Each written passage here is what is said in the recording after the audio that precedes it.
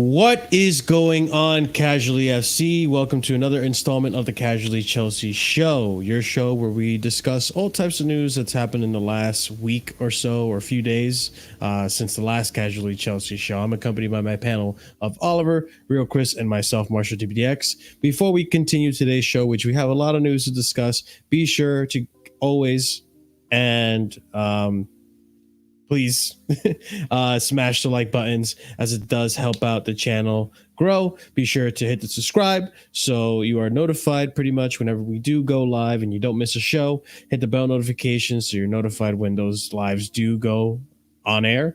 And be sure to leave a comment down below. Check out the memberships and the descriptions for all types of different content and ways to support the channel.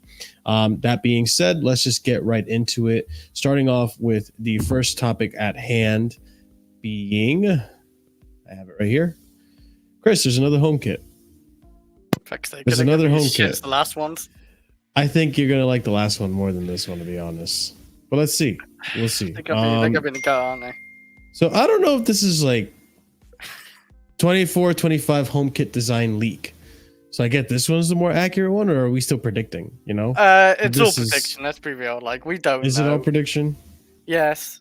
Like, I hope the first one you sent me, because this is it is better than the last one. It's for sure better, but I'm not a big fan of that one either, to be honest. It's a bit wavy. I'm not a big fan of the waves. I like wavy, for me, it's like that marble cake or whatever you showed as well at one point. I like it like this year. Basic. Yeah, simple. I showed you the marble. Yeah, yeah. A little behind the scenes, guys. I like it clean and basic, and none of this waves. And I'm gonna be picturing the sea when I'm wearing. I think you need to go and get the picture of that thing you showed, Marshall, the marble cake. Wait, when I first saw this, this image on Twitter, I went ahead and in our group chat showed the boys a picture of a marble cake, which I'm just gonna Google real quick because it just looks like a piece of fucking cake, like the inside of a cake. So you're basically saying I'm gonna be hungry when I'm playing with the kit, bro. We're gonna look sweet in these kits, man. You know what I'm saying? Hopefully not too Look at that sweet. shit. Look at that shit. Now look at the kit. I see no difference. They're the same picture. You should show the other cake. Same picture. The other cake actually looks more identical to it. I don't know if I can find it. But you guys get the point. Can Chelsea just give me a black and gold kit? No, Chris. Can Nike? Well, yes, Nike. Chelsea. Nike are the ones that push the direction. I think Chelsea have some influence in it. I feel like this year, I feel like Chelsea had some influence in like the kit design, for like the 80s. But yeah, like it's. I don't like this style, to be honest. It probably look alright on wearing it, but like just looking at it right now. Looks like the ocean. You can throw away an ocean if you want. It's up to you. I mean, it's definitely for me. It's definitely an improvement on the previous league we saw. You know, we don't have two. We don't have two. Better than the one we saw before. Yes. Yeah, but we don't have two carrots hanging from the neck. That kit is so. Honestly, I would throw up on that kit. Like, thing I like about this one as well. You guys are ridiculous. I like the orange is a lot more subtle as well on the on the sleeves and the neck. It's like a triple pattern with like. I didn't like the bold orange they had before. It was way too much. The white on the outside makes it a lot nicer for me. That last kit was a piece of shit. It needs to stay away from Chelsea. Jesus Christ! I don't think it's that bad. I think it's better than this. It's a 1 out of 10. That last kit. I feel like this marble cake one's just gonna. I feel like this marble cake one's just gonna make me hungry. Like it's just gonna appetize our and no opponents. One's got carrots on it. It's not carrots. It's fucking sharp edges. Yeah, sharp carrots. Like those collarbone tattoos with the daggers. They're daggers. That's what they are, Chris. Yeah, the orange daggers. You're gonna stab the other team. What kind of daggers you see? You think I'm gonna be scared of a dagger what's orange? Hey, listen, man. Let's not act like we aren't starving already on the pitch. Like it doesn't matter. It doesn't matter whether it looks like a cake or not. We're starving anyway, so let's just move. Honestly, keep those carrots away from me. How much more hungry can we get? You know what they are, Chris? They're arrows pointing towards the players, so that the other opposition team accidentally passes it to Chelsea players. What kind of shit arrows you draw? I don't know, Chris, but my point is But that that reminds me of that video I saw online once where it was like the team that was attacking, all their fans had arrows pointing towards the goal. I don't know if you've seen that. No, I've not seen that. They had these like cardboard cutout arrows, and they were all pointing towards the goal. They were like, "Score here, score here." Oh my God. Like Chelsea needed that last couple. I remember the time I was thinking, "Damn, why didn't we do that ever?" We needed to do that. The Chelsea fan base so needed disrespectful. That's so but Chelsea fan base should have done that. Probably, I wouldn't disagree. I think it'd be a good banner, but yeah, I mean that's the kit. A prediction of the kit. Hopefully, we get something closer to the original in terms of the second and third kit, right? In terms of the amount of color, but I'm not a fan of this one. I'm not gonna lie. I'd probably take some sort of combination of the both. If you can give me the trim of the newest one with the pattern of the old one, I think that's a good compromise for me personally. As long as you ain't got the carrots, Oliver, it's okay. Yeah, that's it. All right, well, we'll see what happens as a kid. I'm sure we're gonna get a leak over the summer for sure. I feel like it's so soon for a leak. We've already got two leaks already. What the fuck? I know, it's kind of crazy, but hey, it is what it is. But all right, let's go ahead and move on to the next topic I had for you guys, which is related to, let me find the goddamn thing, the multi-club model. So there's been a little bit of an update on this. I figured I'd go ahead and touch base on this with the show. And here we go. According to Ben Jacobs, Argentina President Javier Milei again says CFC are looking to buy a club. We have the desire expressed by Chelsea to buy Boca, Racing, Estudiantes, Newell, or Lanús. It's quick money. I am a member. Oh, excuse me. And a supporter of Boca. And if investment groups come and invest a fortune so that we always win, then I say, where should I sign? And then below here says Argentina President Javier Milei claims Blue Co are interested in investing in his country after a new law allowed Argentine clubs to become public limited companies. As soon as the decree came out, Chelsea. Well, let me actually read this. Chelsea was interested in investing in Argentina. There are many international football clubs that want to invest in Argentina because it goes without saying that this country is a cradle of stars. So it's looking like Argentina is going to happen as well. I know right now we have our foot in Portugal for Sporting Lisbon and maybe another one or two other clubs there. But now we also have our foot in Argentina. So listen, I'm all for it. Argentina or Brazil, I don't think both are necessary, but then again, it's not my money. So if Bowley wants to do that, he can do that. But or like Bali, Blue Co, whatever. But that being said, Oliver, your thoughts on the multi-club model and Argentina for that matter? Yeah, no, Argentina makes sense. I mean, I'm not too familiar with like overall the sort of young players that, or even some of the more established players that are coming around from there. But I mean, we look at a guy like Enzo Fernandez. You know, we had to pay 105 million or so to get him, when 6 months before he was at River Plate. And I can't remember how much Benfica got him for. 15 mil. But this is more of that thing where we should be. This is more of that thing that we should be doing, where we don't have to pay. We don't have to, you know, put our hand in the pocket and bring out all the money for your Brightons and your Benficas. Cut out the middleman and get these guys on the cheap. Or better yet, run a club in Argentina where these guys can just develop over there and be in their homeland and actually be a bit more natural to them. Whereas, you know, we've seen players like Angelo, who's had a language problem over in France. Maybe he would have been better off in Brazil if we had a club there, but we don't. So this is a step in that direction, and I think it definitely makes a lot of sense from a lot of different arguments. I know, Scott, you just joined in, but I know you have a little bit more invested interest. Not invested interest. You have a little bit more knowledge on the Argentine side of football than the casual, I would say, UK populace. But what are your thoughts on this? It's looking like it's actually going to happen. Excuse me. I like it. I liked what we spoke about previously, just because the other thing it does, kind of with what Oliver was saying, is like with it also gets you to a point where, like, you look at what City do, for example, where like there's almost like a hierarchy in terms of let's say, for example, a player like, let's just take a player like Tati Castellanos, who played for New York City FC. They signed him from Argentina. I don't think it's a club they own, but they signed him from Argentina. He developed there.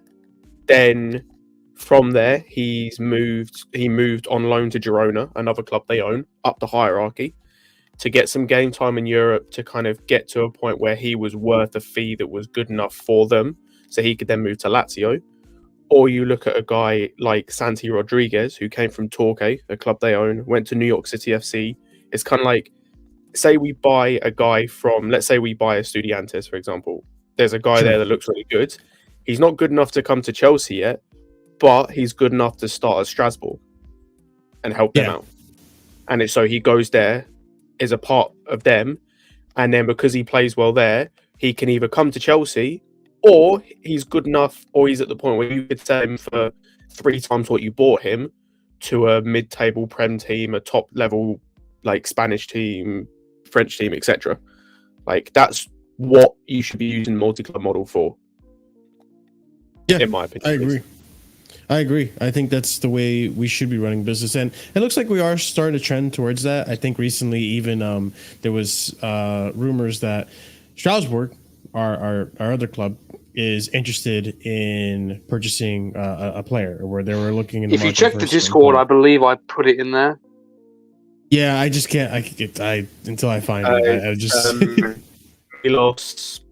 I can't remember his last name, but he plays in the Serbian division, I believe, at the moment. Okay, 18-year-old striker. Yeah, which is good. I mean, like, we should be recruiting that way, and we are also distributing 200 million or something, or 250 million for transfers over there.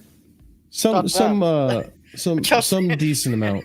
Chelsea go ruin that thing too, man. I think. I don't think it's quite that much. I want to say it's like 25-30 million, which is more than Strasbourg have had to spend over the last 5 years. I was going to say Chelsea go ruin the Argentina league. It's a lot. It's a lot in comparison to what Strasbourg are normally used to. Okay. Yeah. That makes a lot more sense. Yeah, I'm sorry. I'm only used to big numbers with Chelsea, you know? Yeah. Marshall, you got killed the Argentina league in one go. The French league, Strasbourg.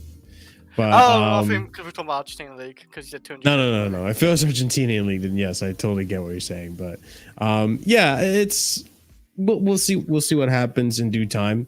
But hopefully we work or function in the sense of what Scott just said, which is we use our other clubs to recruit, and then over the course of time, it's like a hierarchy system. So I prefer it that way. It makes it so there's an end goal, and also it saves Chelsea money, and these players can actually develop. But okay, let's go on into more news that we have in reference to Chelsea. Let's go ahead onto this investment that I'm a little confused on, so I might need some clarity on it. But I have the tweets here, and I would like to discuss this. So let me get this up here, and here we go. So, according to Kieran Maguire, Chelsea owners have purchased 140 million pounds of fresh shares in the company. Okay, we go on here. Chelsea owners have put 140 million pounds back into the club by buying 1,000 new shares. Although the injection of cash was, according to the company's house, made just for the start of the January transfer window, it is unclear what the money will be used for, according to Matt Law. People want to speculate Osimhen.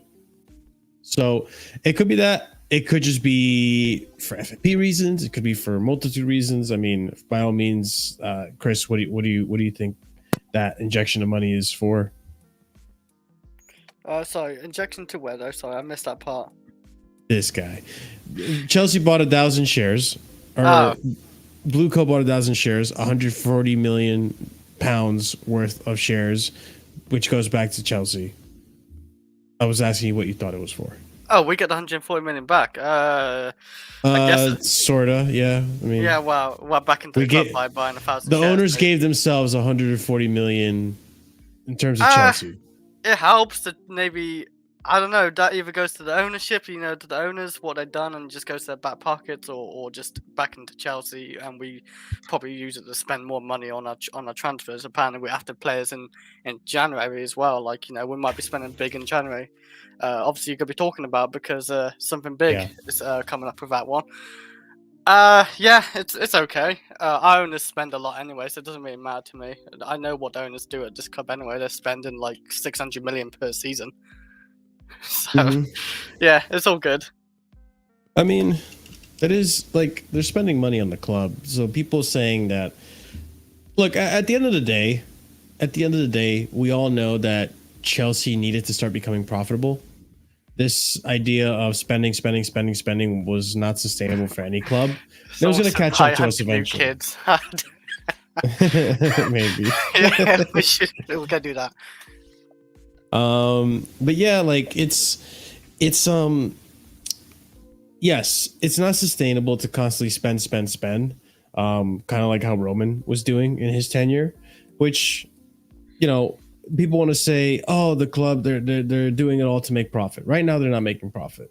At the end, I'm assuming if the whole multi-club model is set up, if ticket sales are doing well because now we have a new stadium, so on and so forth, yeah, it will be more profitable. The club and its sister clubs will be worth more than what Bowley and Co. bought it for. But, I mean, they're still injecting a lot of money into it. And I'm pretty sure they've netted more losses now than they've gained. So I don't know. In terms of putting money back into the club, I think that's good. I mean, I think it's good that they're putting money into the club. It's just unfortunately where it's going to. That's the other thing. Whose shares were sold and who purchased them? Loophole. Maybe. It might be a loophole. Who knows? I don't know. This is just incredibly hilarious to everyone that compared these guys to the Glazers. Nah, this is incredibly It's just because they're American. This is incredibly funny.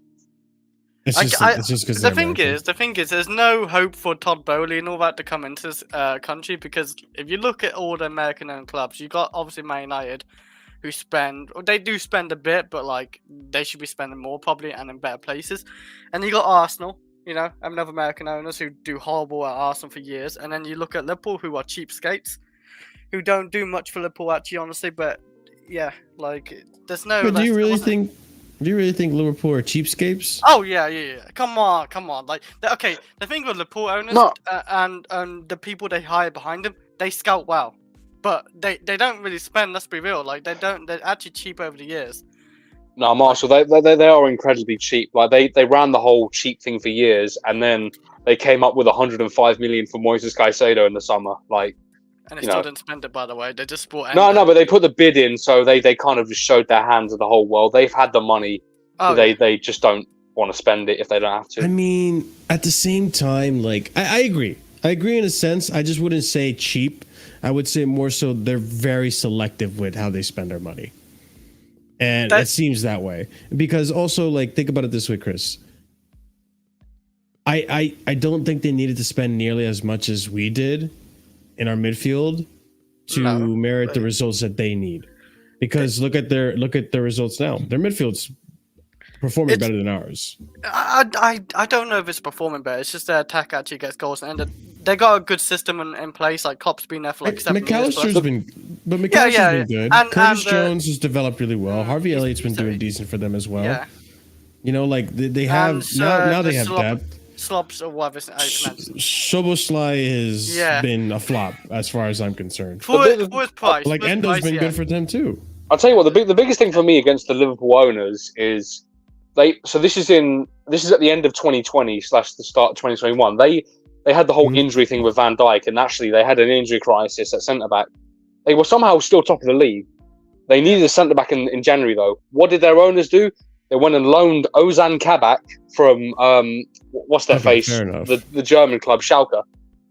Yeah, my point is, he's not good enough for Liverpool. But also, their club is big. They should spend more now. Yes, to also give Liverpool credit though in that department, it was in the January transfer window. Yes, you can get good transfers in the January transfer window, but like I feel like the pickings is slim, because then when you look at what they did after that, they ended up getting Konate, and Konate's been really good for them. It's been good. So maybe it was for the best that they didn't overspend in that January transfer window. Stuck with Kabak, although I don't think Kabak was the best. Kabak was his name, right? Big up Ahmed. Kabak. Kabak. I don't think Kabak was the best option you could have gone for. You probably could have gone for other options that were better. But in terms of in the long run, like they hit their goals even with Kabak, and now they have Konate. Their goal was to retain the title. They didn't do that. Okay, never mind. Never mind. But yeah, I mean, it's nice to see the owners investing into Chelsea. We already knew that the owners do put money into this club. I think a lot of people just don't like how it's been used, really. It's been a misguided love, for lack of a better term. But it is what it is. Okay, let's move on to the next topic I have for you guys here. Let's discuss what the transfer targets and the transfer plan is, and then we'll slowly move into some news I have about Osimhen. So let's start off with this first tweet I have here in regards to the plan for January and some regulations going on. So I don't know what this is, so we'll stop here and go over it for those of you who might know. But more significant player sales may be required for Chelsea to comply with PSR rules for 2023-2024. Swiss Ramble Projects, I guess that's what PSR is.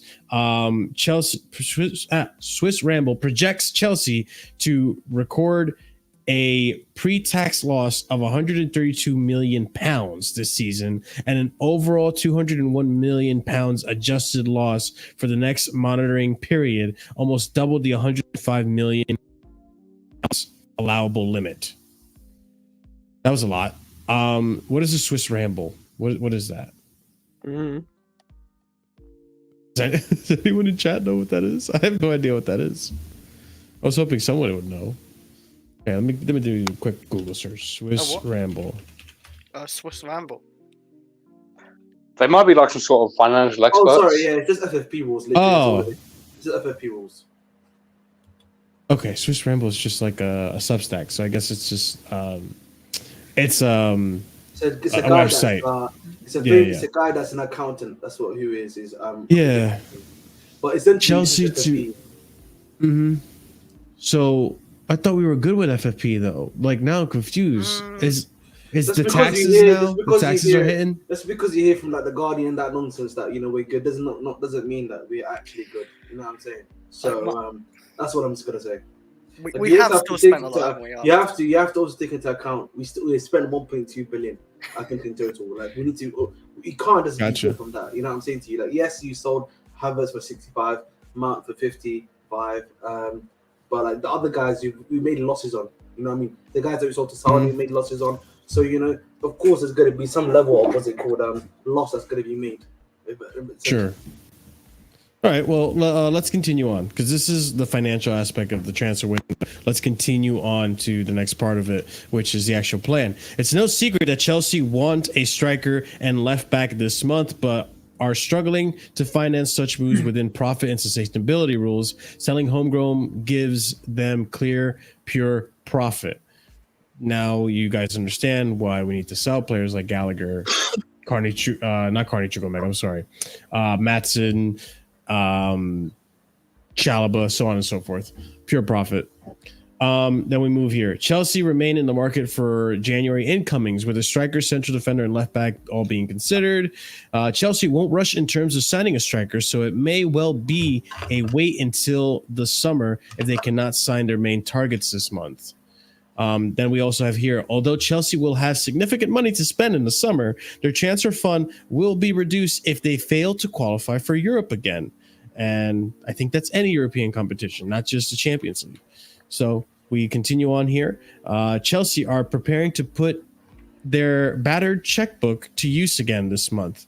Todd Boehly and Dybala are willing to invest during the January transfer window in hope of rescuing a season that has so far been a huge disappointment, according to Sammy Mockbell, which contradicts what we saw in the last Casually Chelsea show about potentially being a very quiet window, which I believe was reported by Nazar Kinsella.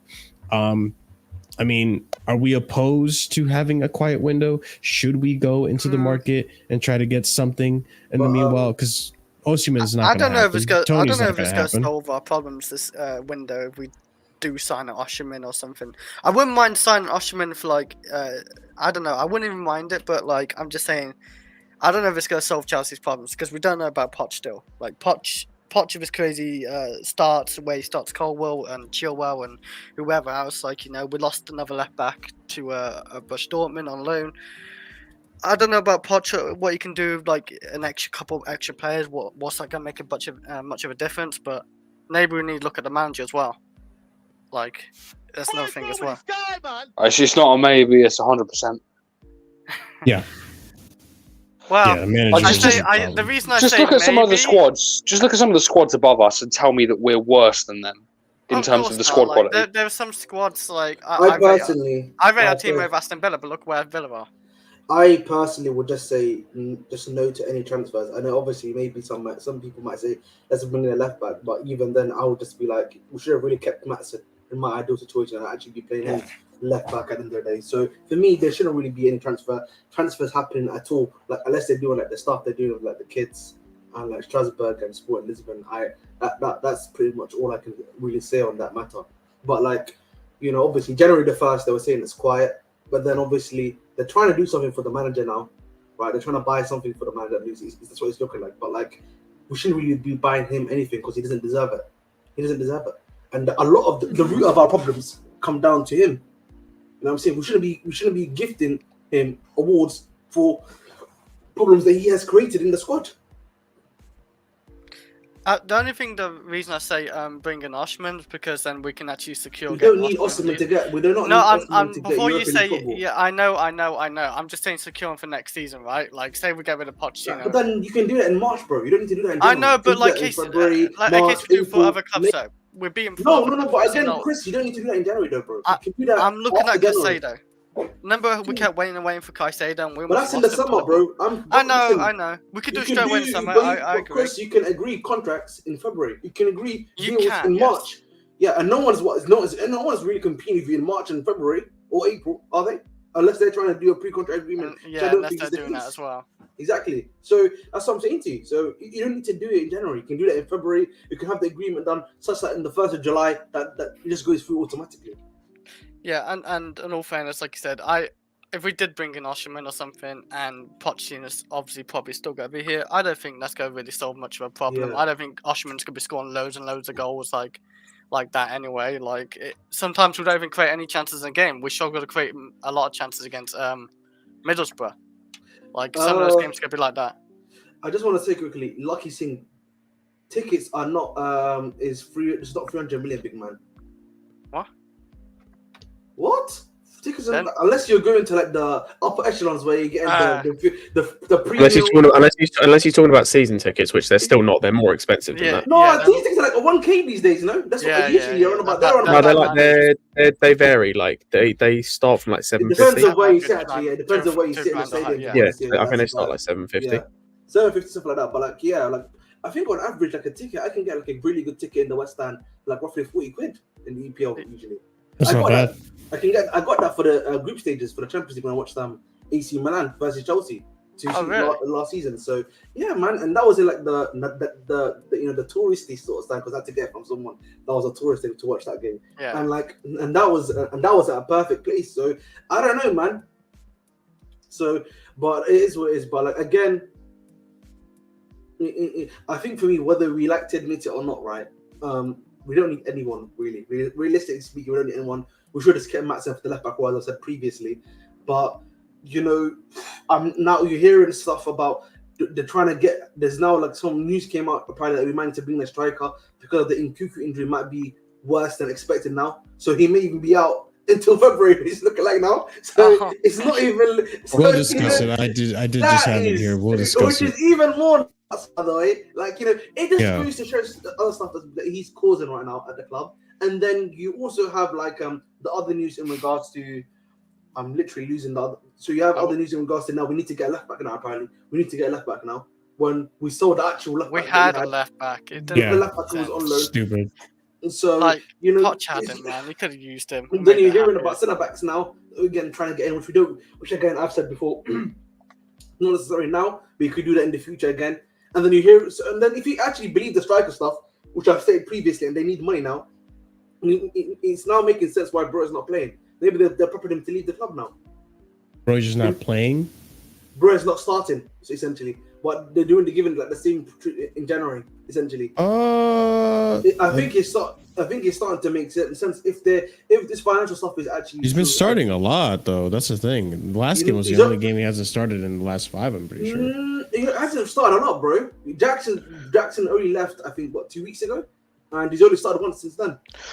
I don't know if I hear that though, because then why Jackson left? Hang on, I'm not sure I hear that though, because then why isn't Gallagher He on left the 2 bench? weeks ago. Hold on. I'm looking it up.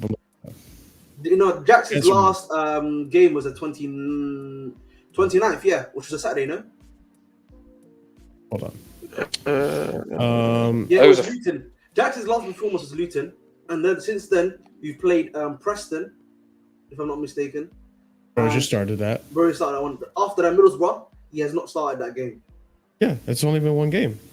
Yeah, but even before that, with Jackson around and with him being fully fit, he has not started that many games either. He's only started, I think, 1 performance before that. Yeah, but that's because he's second choice, though. So, but that's what I'm saying. He's second choice. But if maybe my theory's not working on that one. Okay, man, I put my hands up. Ahmed, like I was saying, the only other reason I don't hear that is because if that was the case, we're trying to bench Brozier because he's going to be a pure profit. Then why isn't Gallagher on the bench? I don't think Pochettino operates like that. But I think the thing with Pochettino is that he loves Gallagher. Like he's actually trying to do everything in his own power to try to get him the new contract.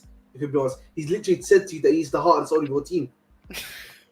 Yeah, but that's on Gallagher to sign it though. That's not on the owners. The owners offered him a contract. He turned it down.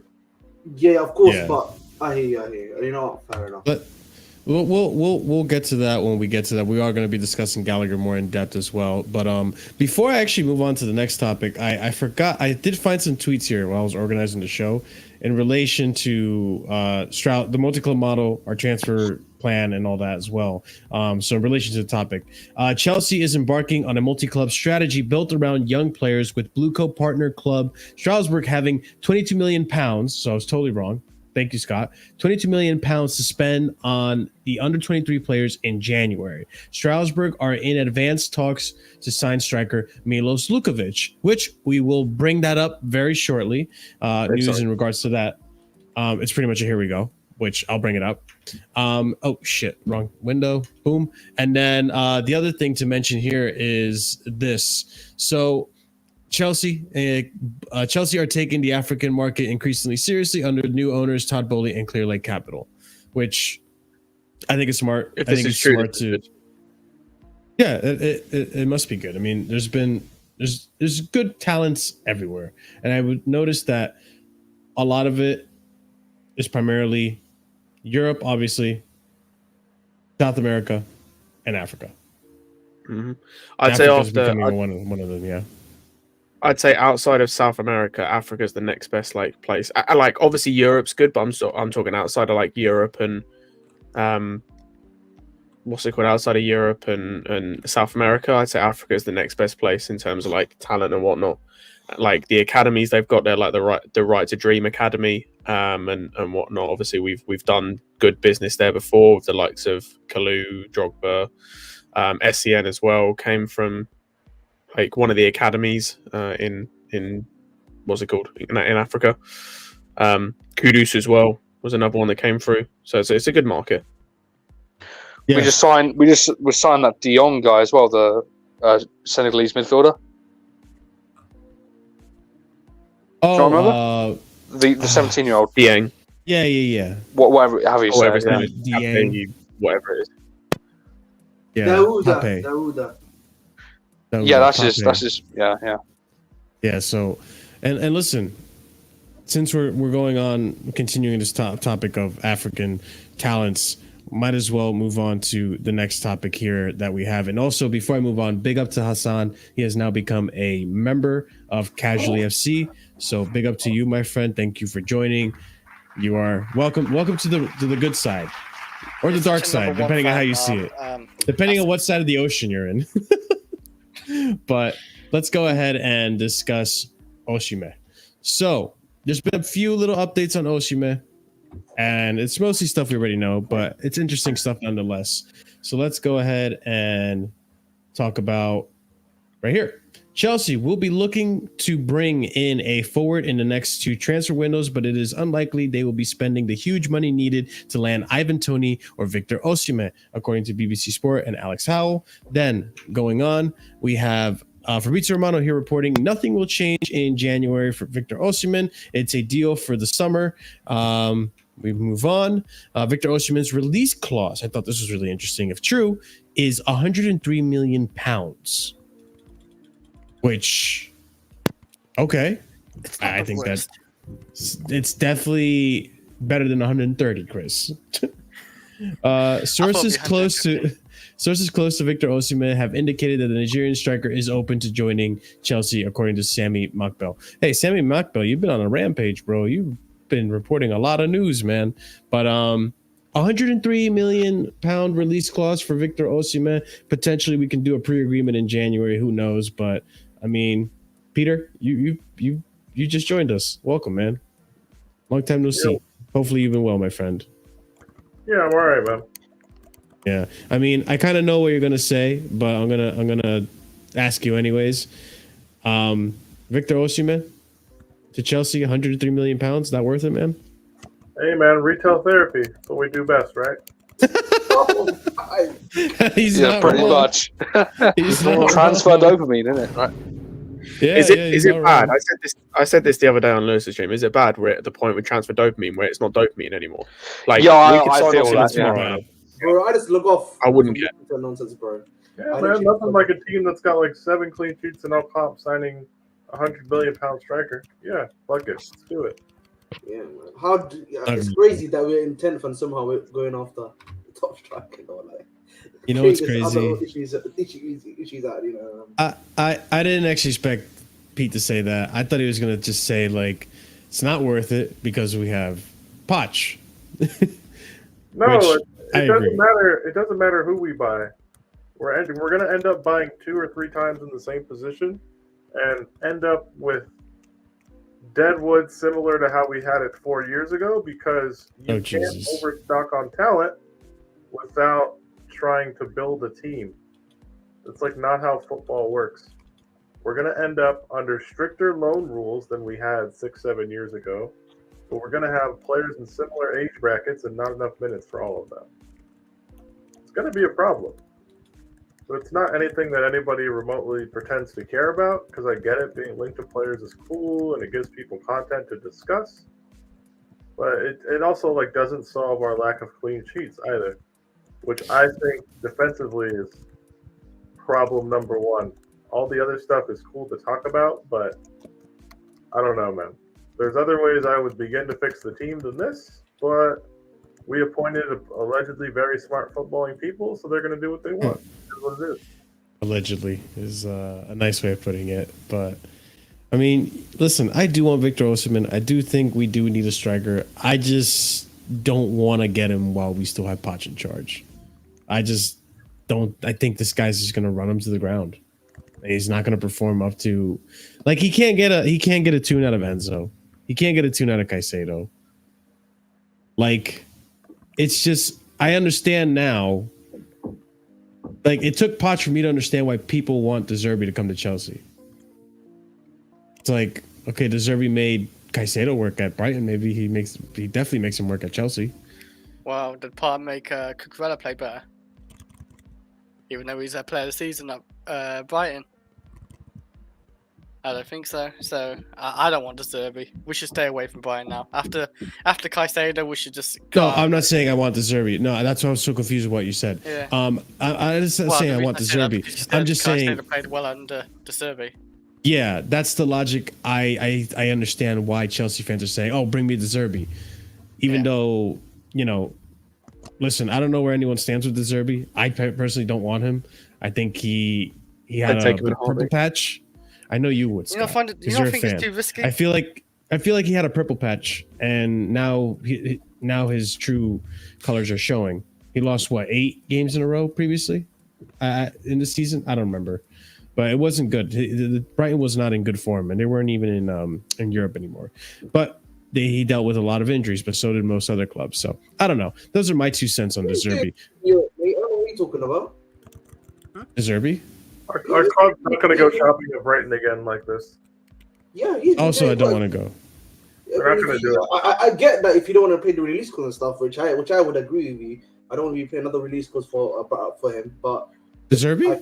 Yeah. De Zerbi has a release clause? Yes, Brighton do that. He does, but they're only active in the summer. Yeah. So, but like again, I've said this before. When De Zerbi, he's great and all, but like I don't know, man. I have some reservations from him. I still need to get some more data on someone like him. But then again, you can say that about a lot of the guys that that are currently available on the market. You still need more data points on them. So I think that's the thing, Ahmed. There's not like the one. Like there's not that guy. It's like he's the one. The thing for me is if you are gonna get someone, you want someone that's gonna play their own style of play and has their own philosophy. That's it, and they're gonna stick to it no matter what. That's the guy you're looking for me. At least in my opinion. If I'm Chelsea, that's what you're looking for. You don't want something with Poch where he literally is doing something I don't even know. I don't even know how to describe his own tactics. You want someone that's got their own set tactic and plays by that, by hook or by crook. Maybe you can say maybe they may change it to win a game if it's in a cup competition, but in general, though, they will live and die by their own style of play. I was going to say, with the Osimhen, how are we going to convince Osimhen to come to Chelsea anyway? Like, you look at Chelsea the last 2 seasons. You could say money, but we're not even really giving players high wages either. Like, how are we going to convince Osimhen to come to Chelsea when we're literally in shambles and not even recognisable as a club or competing for anything right now? The way it's coming off, Chris, is it seems like purely a legacy thing. He grew up watching us be good. Yes, I do get that part. Like, yes, Chelsea the last 20 years has obviously been killing it and winning trophies and all that. And he's young. He's like, how old is Osimhen? Like 22. 23, I believe. 23. Oh, is he 24? That's actually a good age to get him out. But I don't know how we could convince him because just look at Chelsea. We're not getting probably even top 6 this season. I'm going to convince him to join Chelsea. I don't know how we're going to do that. If we do it then... Chris, people do a lot of things for 15 mil a year. Yes, but like, well, you say do it for money, but like Chelsea money does talk. I know money talks, but I'm talking about like how Chelsea only going to pay 150k max, aren't they, to players who come in? Pardon? You think Chelsea are in a position to bargain on wages with top level players right now? They shouldn't be, no, because look how bad we are. We should like give in and say, all right, you can have 250k a week or something. He's going to get more. He's going to get more than that, Chris. I hate to break it to you. You think? Yes. 300? Yes, absolutely.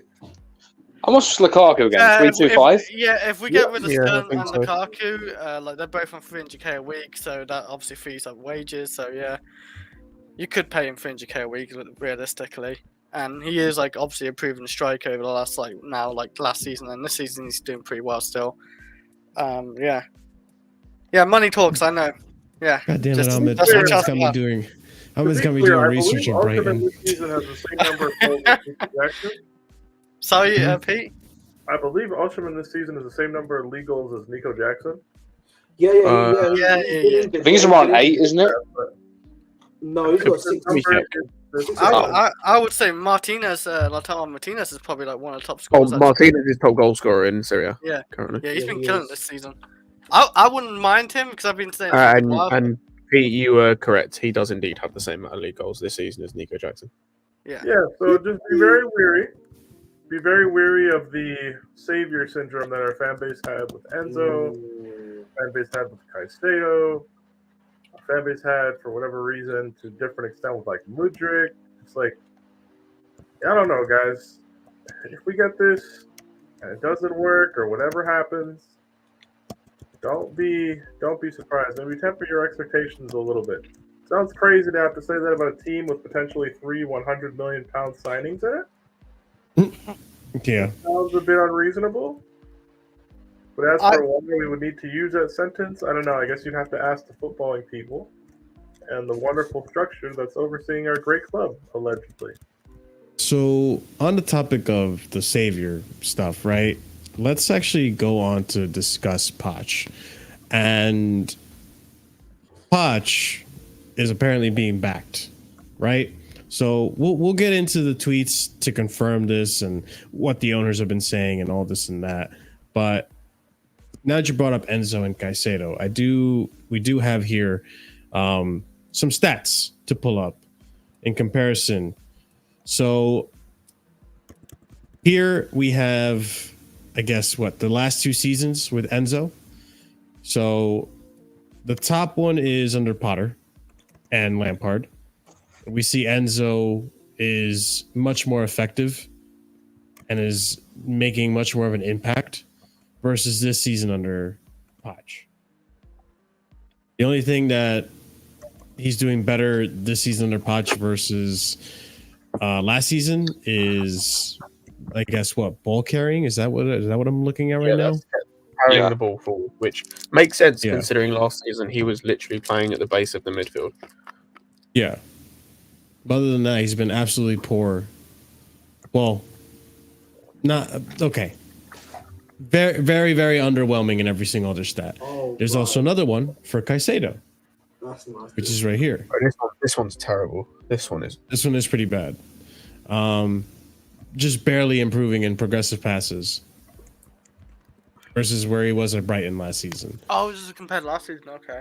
Yeah. Which again, this is why I get people saying William De Zerbi. Yeah. Do you know what's mad though? Is slowly but surely since he's come to the Premier League, he's moved further back as a midfielder. Like if you go and look at when he first came to the Premier League, when he played the first few games, like when they had Basuma, he was playing a lot further up. Like he was playing with like passing and getting involved with like build-up play, like in and around the edge of the opposition's box. Then last season he was more used like a DM, but like or like a box to box, but was always the more defensive of the 2 midfielders. And here he's just a pure DM. You know where it is. Yeah, I think part of it obviously you have to look at Enzo and Caicedo, and they should be doing better themselves as players. You know what I mean? Like we shouldn't remove any excuse from the players because these guys should still be doing good on some level. You know what I'm saying? To you? Yes, they may not be playing exactly how they're meant to be playing, but they should, be providing something to a level.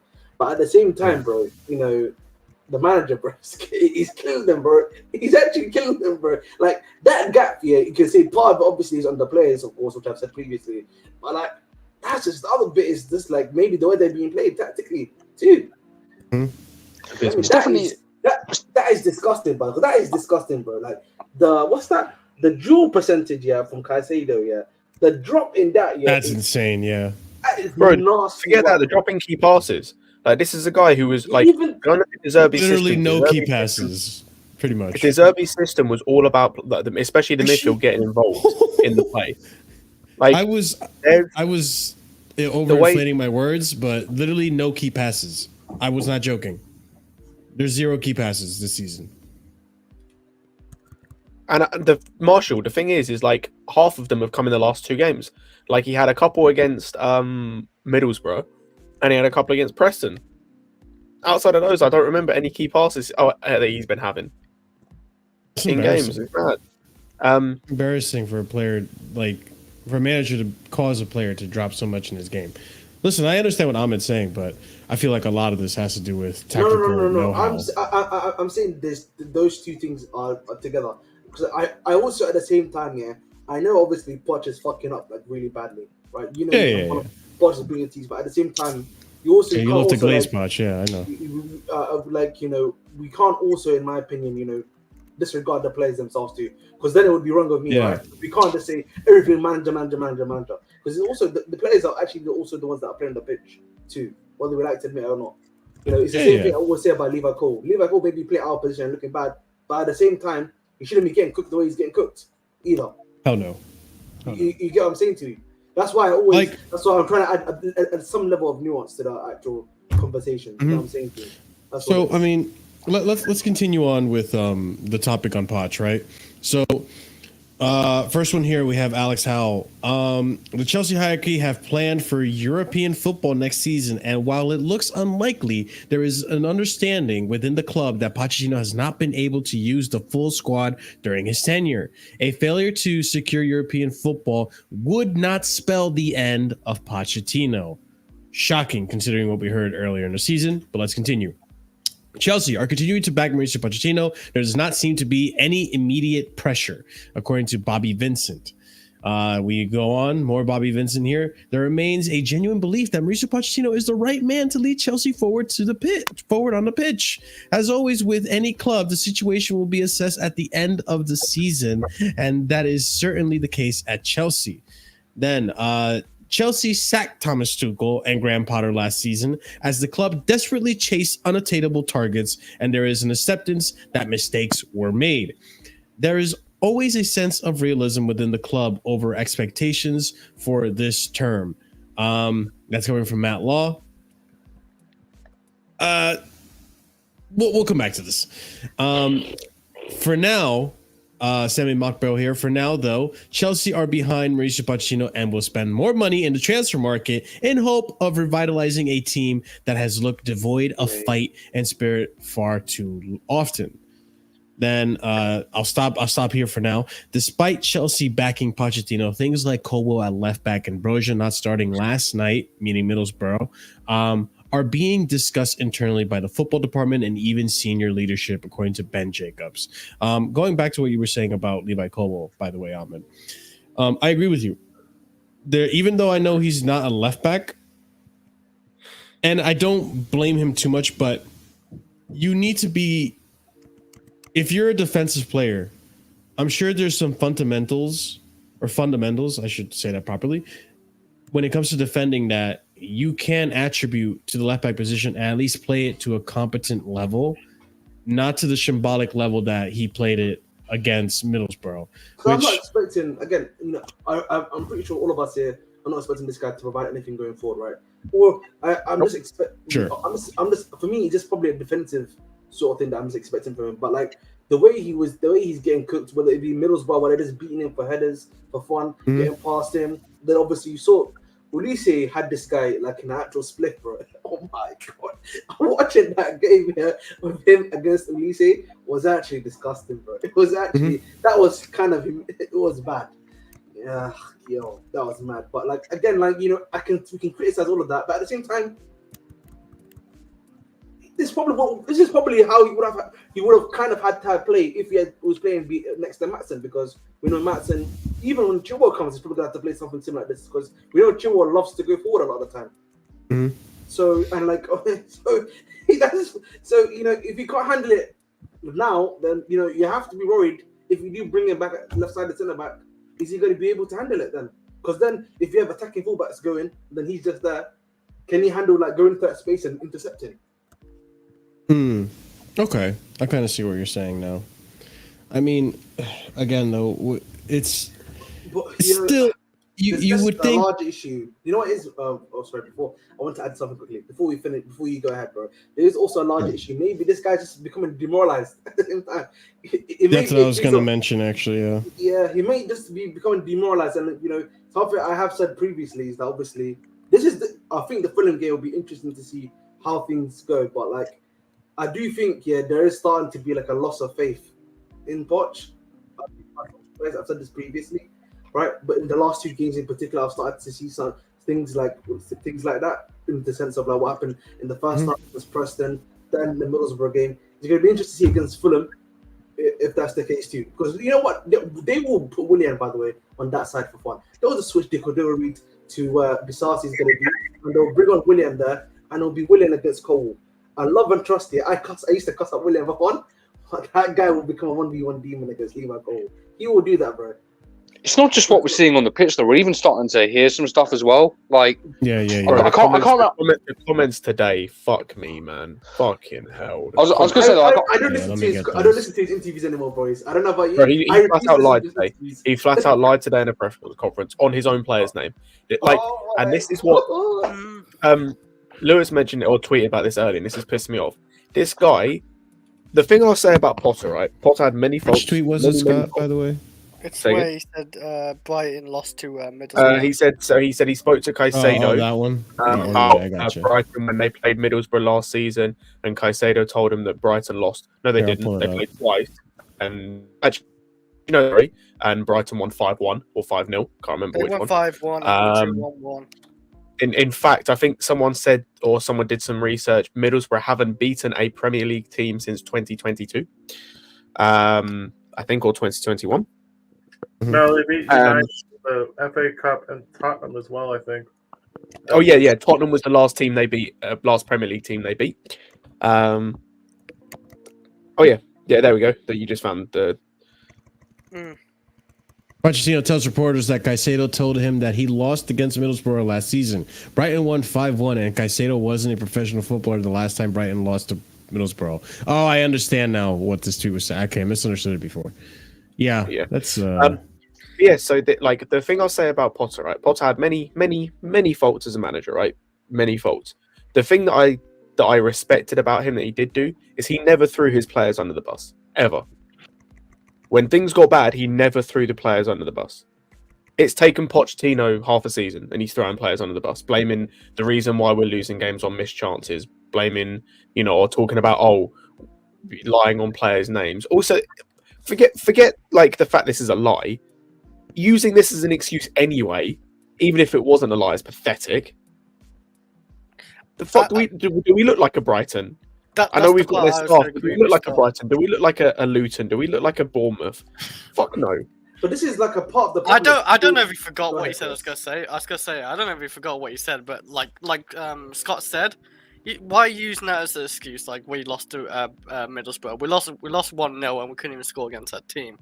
Don't use that excuse. Go to we actually go play at home now, aren't we? So go to Stamford Bridge and beat Brighton like 5-1, like Brighton or something at home this time or something. If you go use that as a compare Brighton with Chelsea. That's facts, This is part of the problem for me, with him, which is that obviously, listen, we talk a lot about standards here and like all that nonsense, right? But at the same time, bro, you can't listen. This is Chelsea Football Club, whether we like to admit or not.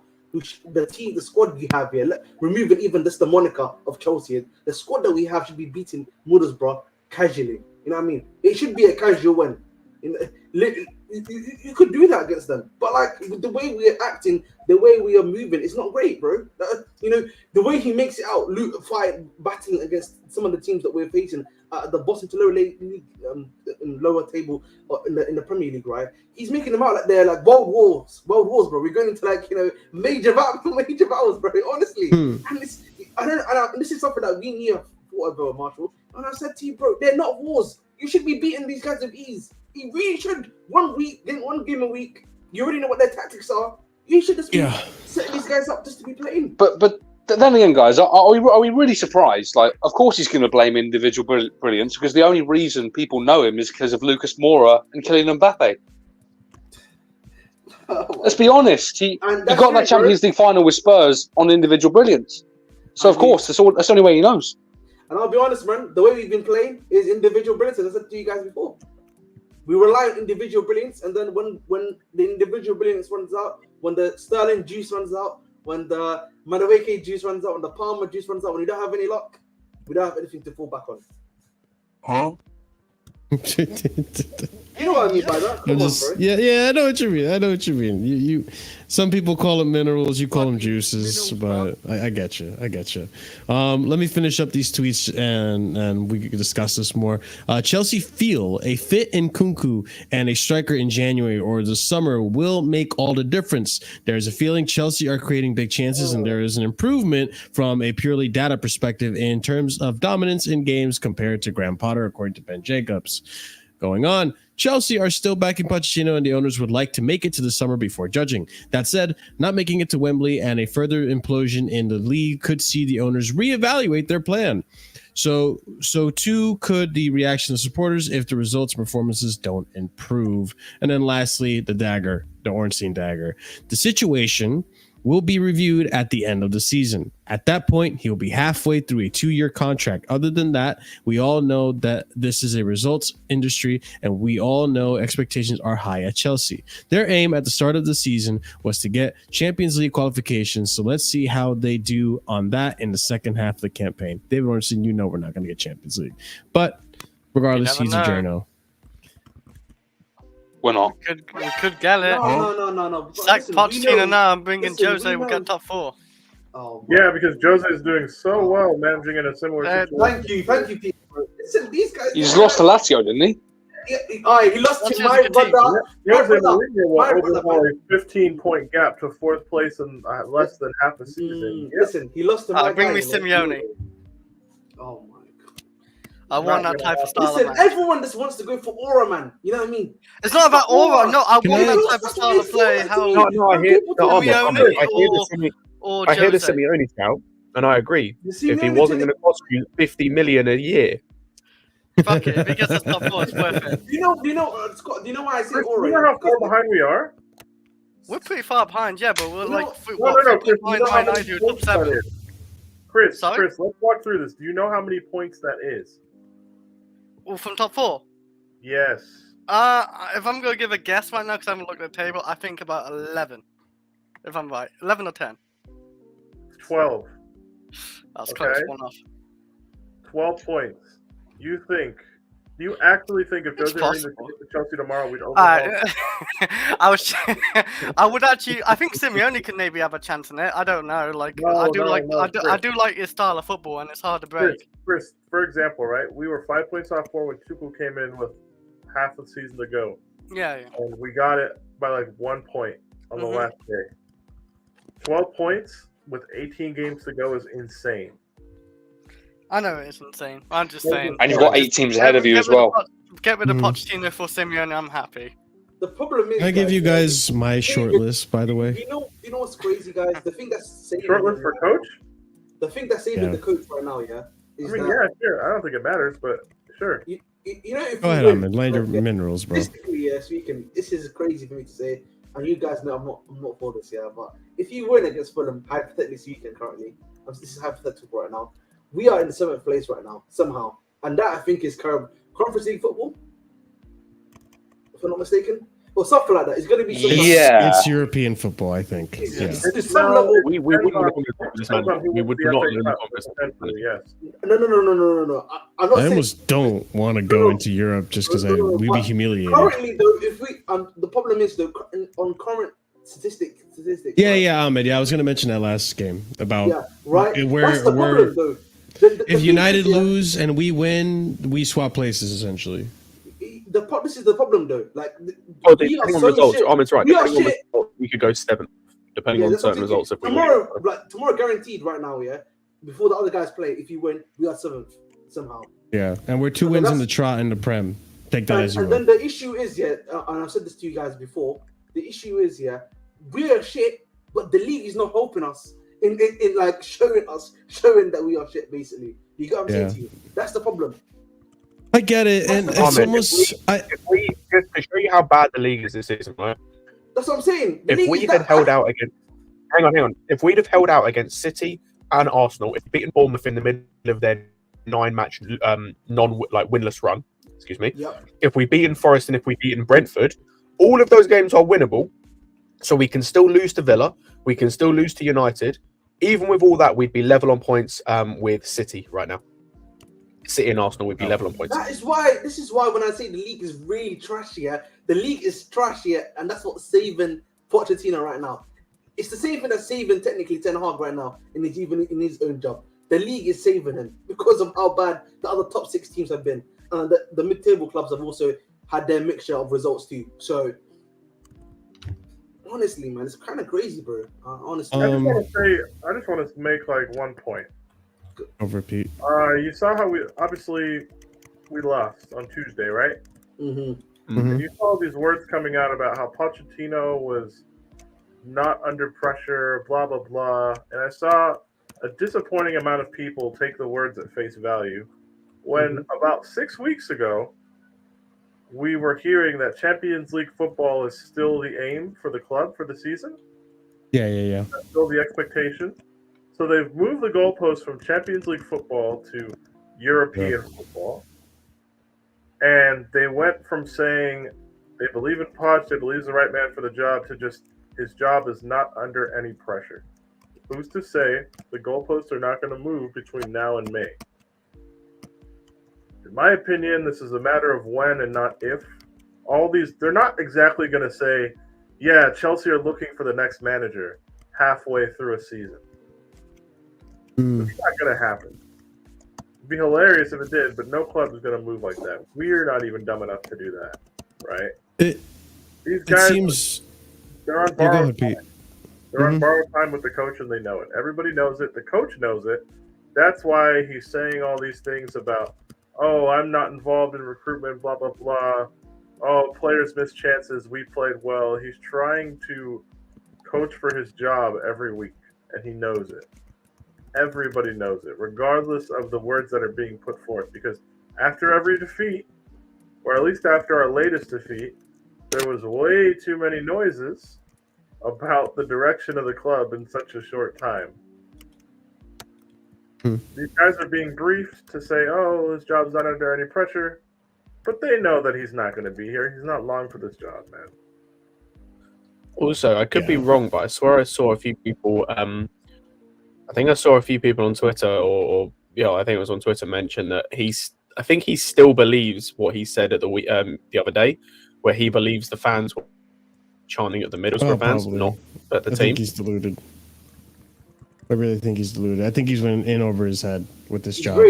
I think obviously there is some level of like delusional grandeur going on there, to say the least. But I agree with Peter, like when that he's going to go. But like, I agreed with him. I remember when Peter came on last time, he said that he's probably going to leave at the end of the season. That's probably their plan, and I agree with him then. But like the problem right now is if he loses to Middlesbrough, then he loses today against Fulham. Is that tenable? Is that well and truly like tenable? I think it's tenable until. Do you get what I mean? Because it's tenable if they want to make it. Yeah, like they could just let him rock. Like they didn't have to sack Potter when they did. They waited through about 4 bad results. Because we all knew Southampton. The thing is, the thing is, I don't think like. Speaking with I think someone I was talking to said the other day with Potter, they didn't even it wasn't even bad results. I think we'd gone 3 or 4 games without losing. We lost 1 game and then he was sacked. Scott, it was when the fans at the bridge turned and they started singing, I don't know what you're doing. The Southampton game is what I don't think. Because I'm saying. I don't think it was Southampton. I'm thinking it was the fans. And that's the thing. I think it's tenable. It was the Villa game. It was his last game. Yeah, I think it's tenable for Pochettino until the match-going fans turn on him, fully turn on him. But haven't until that happens, it's tenable. But do you not think they've already?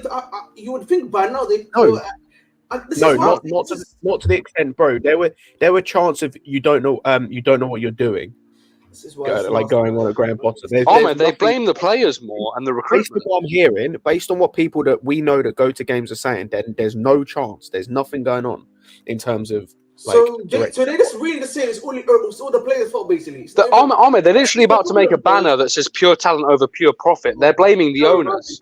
Don't remind me, man. They're blaming the owners for this. This is what I'm saying to you. Like, you can't, bro. It bothers me. It does bother. For me, that bothers me. By the way, that bothers me severely because it's like, how long can we say that? How long can you say that for? Because for me, I could have said that when Ahmeds, Mount, and all these other guys were existing. I could have said that non-stop, that it was the players before the manager. That's why even when it came to Potter, I was backing him for a lot longer than I usually used to do for most managers when they started having these bad results. But now you've got a completely new group of players. Barring, as I said before, Sterling, Thiago Silva, and 2 guys that are literally injured all the time. Yeah, everyone here is new. How can you blame these guys anymore? So here's the thing, because people don't believe that the players are good. This is the problem. This is one of the potential issues you run into when you assemble a playing staff before identifying a manager to be the centerpiece of a project, right? Yeah. You bring in all this talent. All you have are the players' reputations to live off of, which are attained through like limited sample sizes in different environments that don't factor in the pressures of playing at a club like Chelsea, right? So we're like, oh, these players are good, these players are this, these players are that. Then if they come, they're not living up to this and that reputation, and they don't look like future Ballon d'Or winners, then you're just going to naturally ask yourselves why. The baked-in assumption is the players are good. So when misfortune happens, the initial reaction is manager is poor.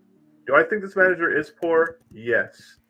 But do I think swapping this manager for a capable manager is going to fix all our problems overnight? No, the problem is somewhere in the middle. I understand match-going fans being angry at the ownership. I don't understand a Connor Gallagher banner. I'll never pretend like that's a smart thing that we should be doing, but I guess people are free to waste their money however they want. It is what it is, right? But we have a bunch of players. We have too many players, one. We have a lot of players in similar age brackets and similar positions, but we still also have an imbalanced squad. So I think people are upset at how all of this was put together, which in my opinion, they absolutely have a right to be angry at that. But when you're looking at what's actually going on in front of us, it definitely seems to be more of an instructional thing. Like, in my opinion, I've talked about it pretty much every time I've been here. The lack of goals at times doesn't bother me because you kind of get that with young players. But the complete inability to show any sort of cohesiveness defensively is really my biggest indictment on this manager. The fact that whatever center back pairing we put together leaks the same type of chances is really what's concerning to me.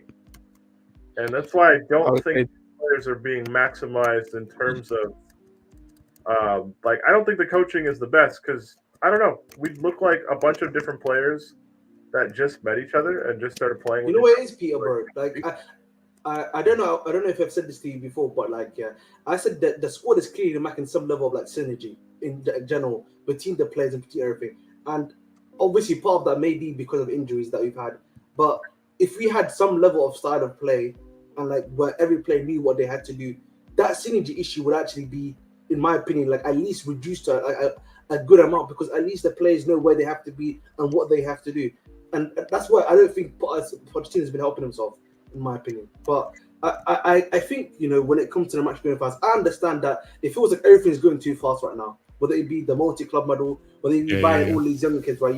You've heard me say it before. It feels like they should have, not been they're being too fast, but they should have done it at the right time, but also with a larger focus on the first team squad whilst they're doing it. Because that's, if you're buying all of these players and you know what these guys are all going to be doing, you should have brought in a manager who then could be the conductor and made it cohesive enough to allow these guys to work. Was Pochettino the answer? Not really. Even I had a lot of apprehensions at the time. But even to that, I would even say, and you might not like this answer, Ahmed, I would even have said, if you have a manager and a coach like Thomas Tuchel, who took this club to such high levels, right? And you understand that he's not cooperating, that he doesn't want to do the transfer side of things and the scouting, why, instead of sacking him, when you have no knowledge of football, when you're coming into this clean slate, you don't know that much knowledge of the culture, you don't know that much outside of the basic fundamentals of the sport, why come in, sack a manager and hire one based off of people that you speak to or whatever? Not even the people you hire, just recommendations, right? Or the next the big thing. Why not hire a team around him that can work with him?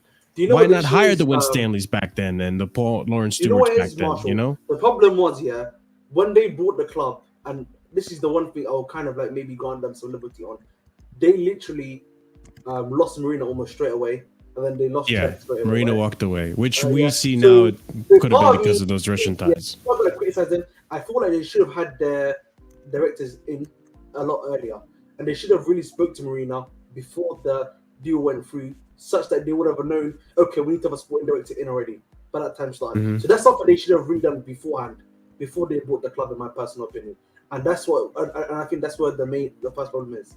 Now, I don't know. Maybe I thought that Tuchel should have been. I don't know if Tuchel was like this, but I think if I was to talk from TT side, I think he should have been a bit more. What's the word in English? Affirmative in the fact that I don't want to be involved in this transfer stuff. Get someone else in, please, and that I can speak. What do you mean? He lost his job over not wanting to be involved. No. But I'm saying like a sporting director to help me out of the transfers. Like I was telling him what to do, and then Thomas Tuchel should have. So Ahmed. Mm-hmm. Thomas Tuchel should have told the billionaires who acquired the club to put a structure in at the club that they spent billions of pounds to take over. So what did he say, bro? I didn't hear you, bro. Literally, sorry. Can you repeat that? So hold on. So Thomas Tuchel should have told the billionaires who made the acquisition to protect their acquisition by doing normal sporting things like appointing a sporting director. Oh no! He shouldn't have done that. I think maybe I've worded that wrong, but they should have been. But I think the ownership themselves, the failure that they made again, and I just said this before. They should have spoken to Marina and checked and asked them to stay. If they said no beforehand, before the deal had closed, then they should have then had. They could have never stayed though. They resigned, so there was never anything holding them in. No, but I know, but they resigned after the deal. Yeah, but like so they should have known. So my point is, that was never going to work. Notice anything associated with the old model of Chelsea that got seized by the UK government hasn't taken new jobs in football other than some low-level coaches, maybe. True, that is very true. Yeah, it's not like Marina. It's not like Marina got poached publicly by other clubs. Why do you really think all those people just conveniently decided to take a step back from football at the same time? Mm-hmm. Mm-hmm. No. But I'm saying to you, okay, if you knew that, but I thought that they should have known that was incoming, that they were going to resign. Whether in some way, do you not think so? No. I don't think so because I think we found out why Marina, Peter Cech, and all of them resigned a few like a month or two ago, when all those rumors about the transfer links and illegal money, all that stuff that was happening. They left £100 million though themselves to the side. Yeah, but the ownership had to find it after the fact when they hired their accountants to run the taxes. They were scrutinizing the books before they even bought the club. Yes, so they already had suspicions beforehand, and they set aside money. That's why I mean, if you know this sort of thing, and you're seeing some of this stuff already, and you have a feeling that these guys may be leaving. Yeah, then okay. In my mind, because like you've seen it now with what Ineos have done, they brought in some guys temporarily to bring in to be directors of the club in terms of the sporting director stuff to help the manager get the players that he needs. But again, Ahmed, they haven't. Yeah, Ahmed, they to do that they sacked they're like technically speaking, what's it? United have no director of football right now because they sacked the other one. The other dude hasn't taken over yet. So like using Ineos for example, like they should have got someone in. They shouldn't have got someone in before they joined, because I think they assumed or they were going to ask Marina and Cech to stay. The fact that they left probably. Is one of those things. I'll be completely honest. In terms of the Tuchel thing, my only complaint with the whole Tuchel thing with the owners is when they sacked him. Not that they sacked him; it's when they sacked him. You should have sacked him at the start. If you were going to sack him at the start of the summer, do not let him have the transfer window because you signed a striker specifically that you then never played. You signed a centre back apparently that he wanted, and even if you look at the guys that he supposedly wanted in terms of Delict, he now doesn't play it. He doesn't rate him. He rates Dyer ahead of him. Like he didn't want a midfield. He profiled Connor Gallagher as a DM. True. Like his talent stinks, by the way. But yeah, if this was a guy you weren't going to continue. Oh my god! Listen, no, I get it. Listen, I get it. Managers' talent stinks, to be fair. Yeah, but going back to what you're saying though, Scott, like, and I gotta ask this. I've been thinking about it a lot more because now Chelsea has to be in a situation where I'm like, God damn it, where did we go wrong in this, right? And the first step was always the sacking of Tuchel, right? That was the first thing that the owners did that was a mistake. And I'm starting to think, like, if we had kept Tuchel, yes, I agree, talent ID, absolute garbage, right? We probably would have kept Mount, probably Havertz would still be here and all this and that. And I know the form under Tuchel wasn't the best, but do you guys think that maybe he could have turned it around at some point, given enough time? Maybe he wouldn't have made top four. I don't think. I don't care either way. Like, we've seen owners do this before. Roman did this. The difference is Roman, it went well. Like, you're going to get these instances where owners do this and it goes badly, and they do this and it goes well. And if it goes badly, they just have to live and die by those decisions. Roman did it. We literally finished second or third. We finished second or third under Ranieri, and he told him to hit bricks to go and get Mourinho. Do you know where second? Yeah. Do you know where he's right? Because remember that statement that he made, apparently, allegedly, in the dressing room was like, "Who is with me and who is against me in preseason?" Do you remember? Oh yeah, I don't remember. Oh no, he did.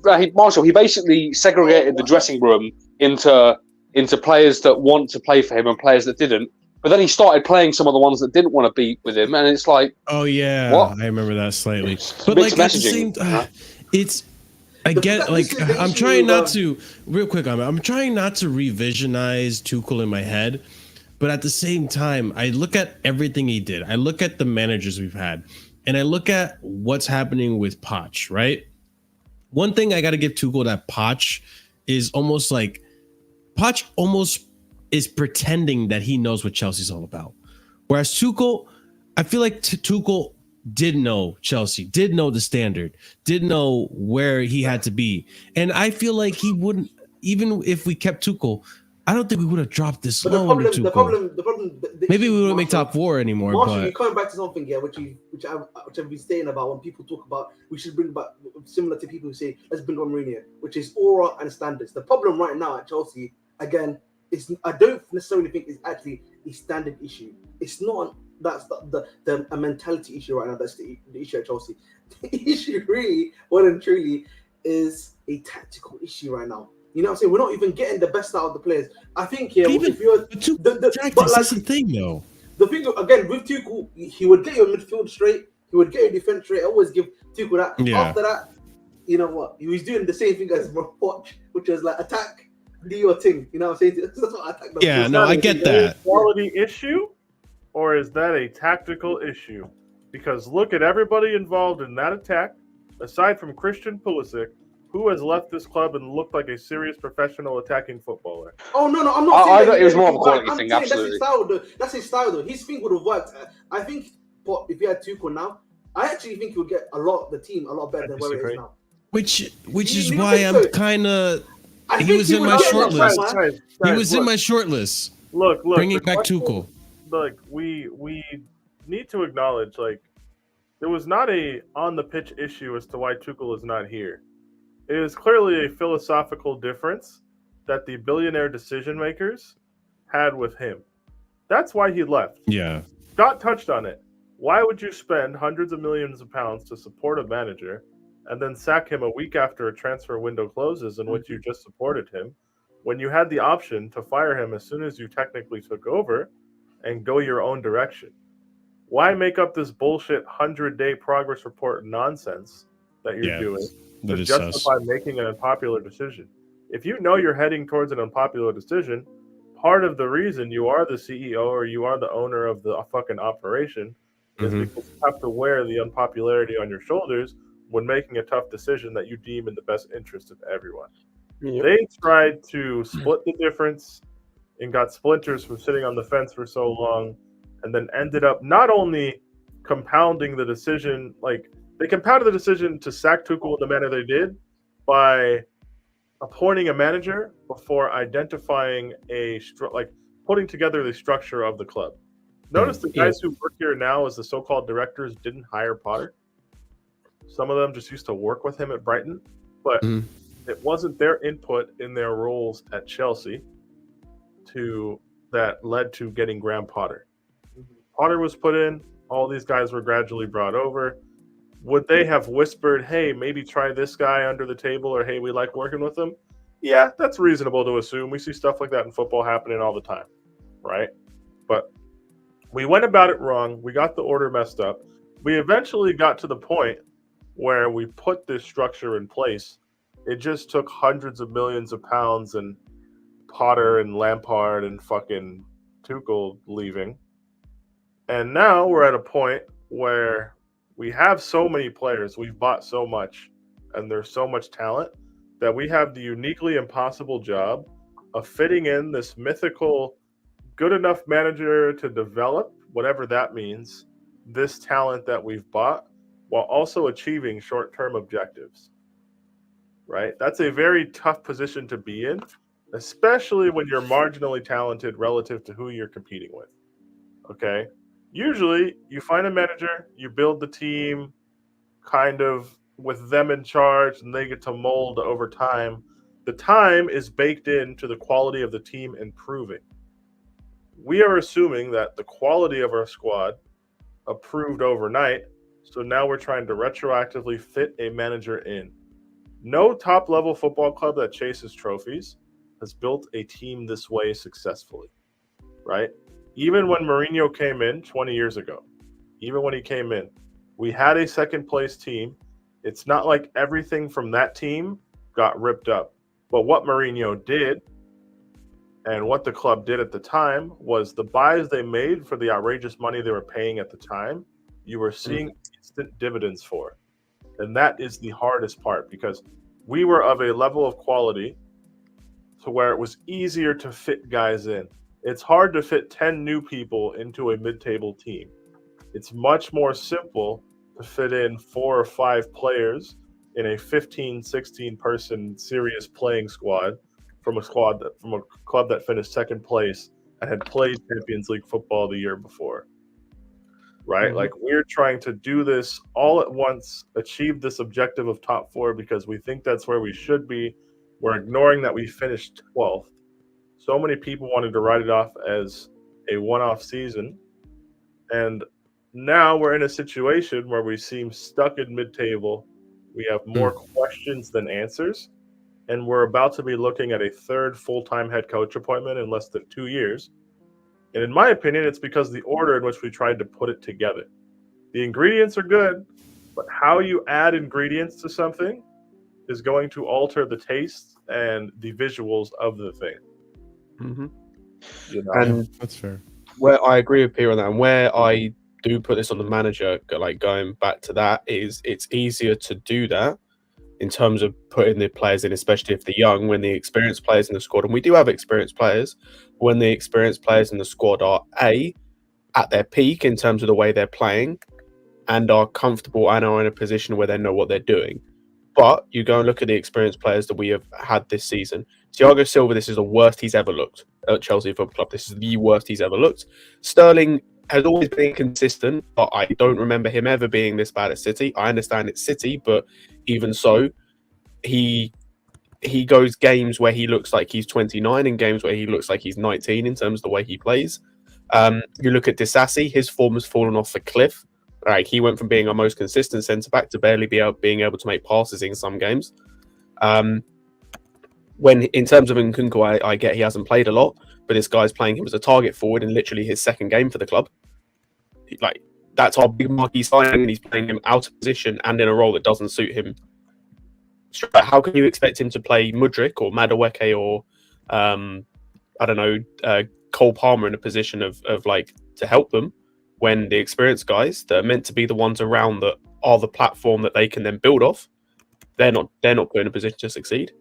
And yeah, it's just the whole thing is all fucked, and there are many things that need to change or need to be improved upon.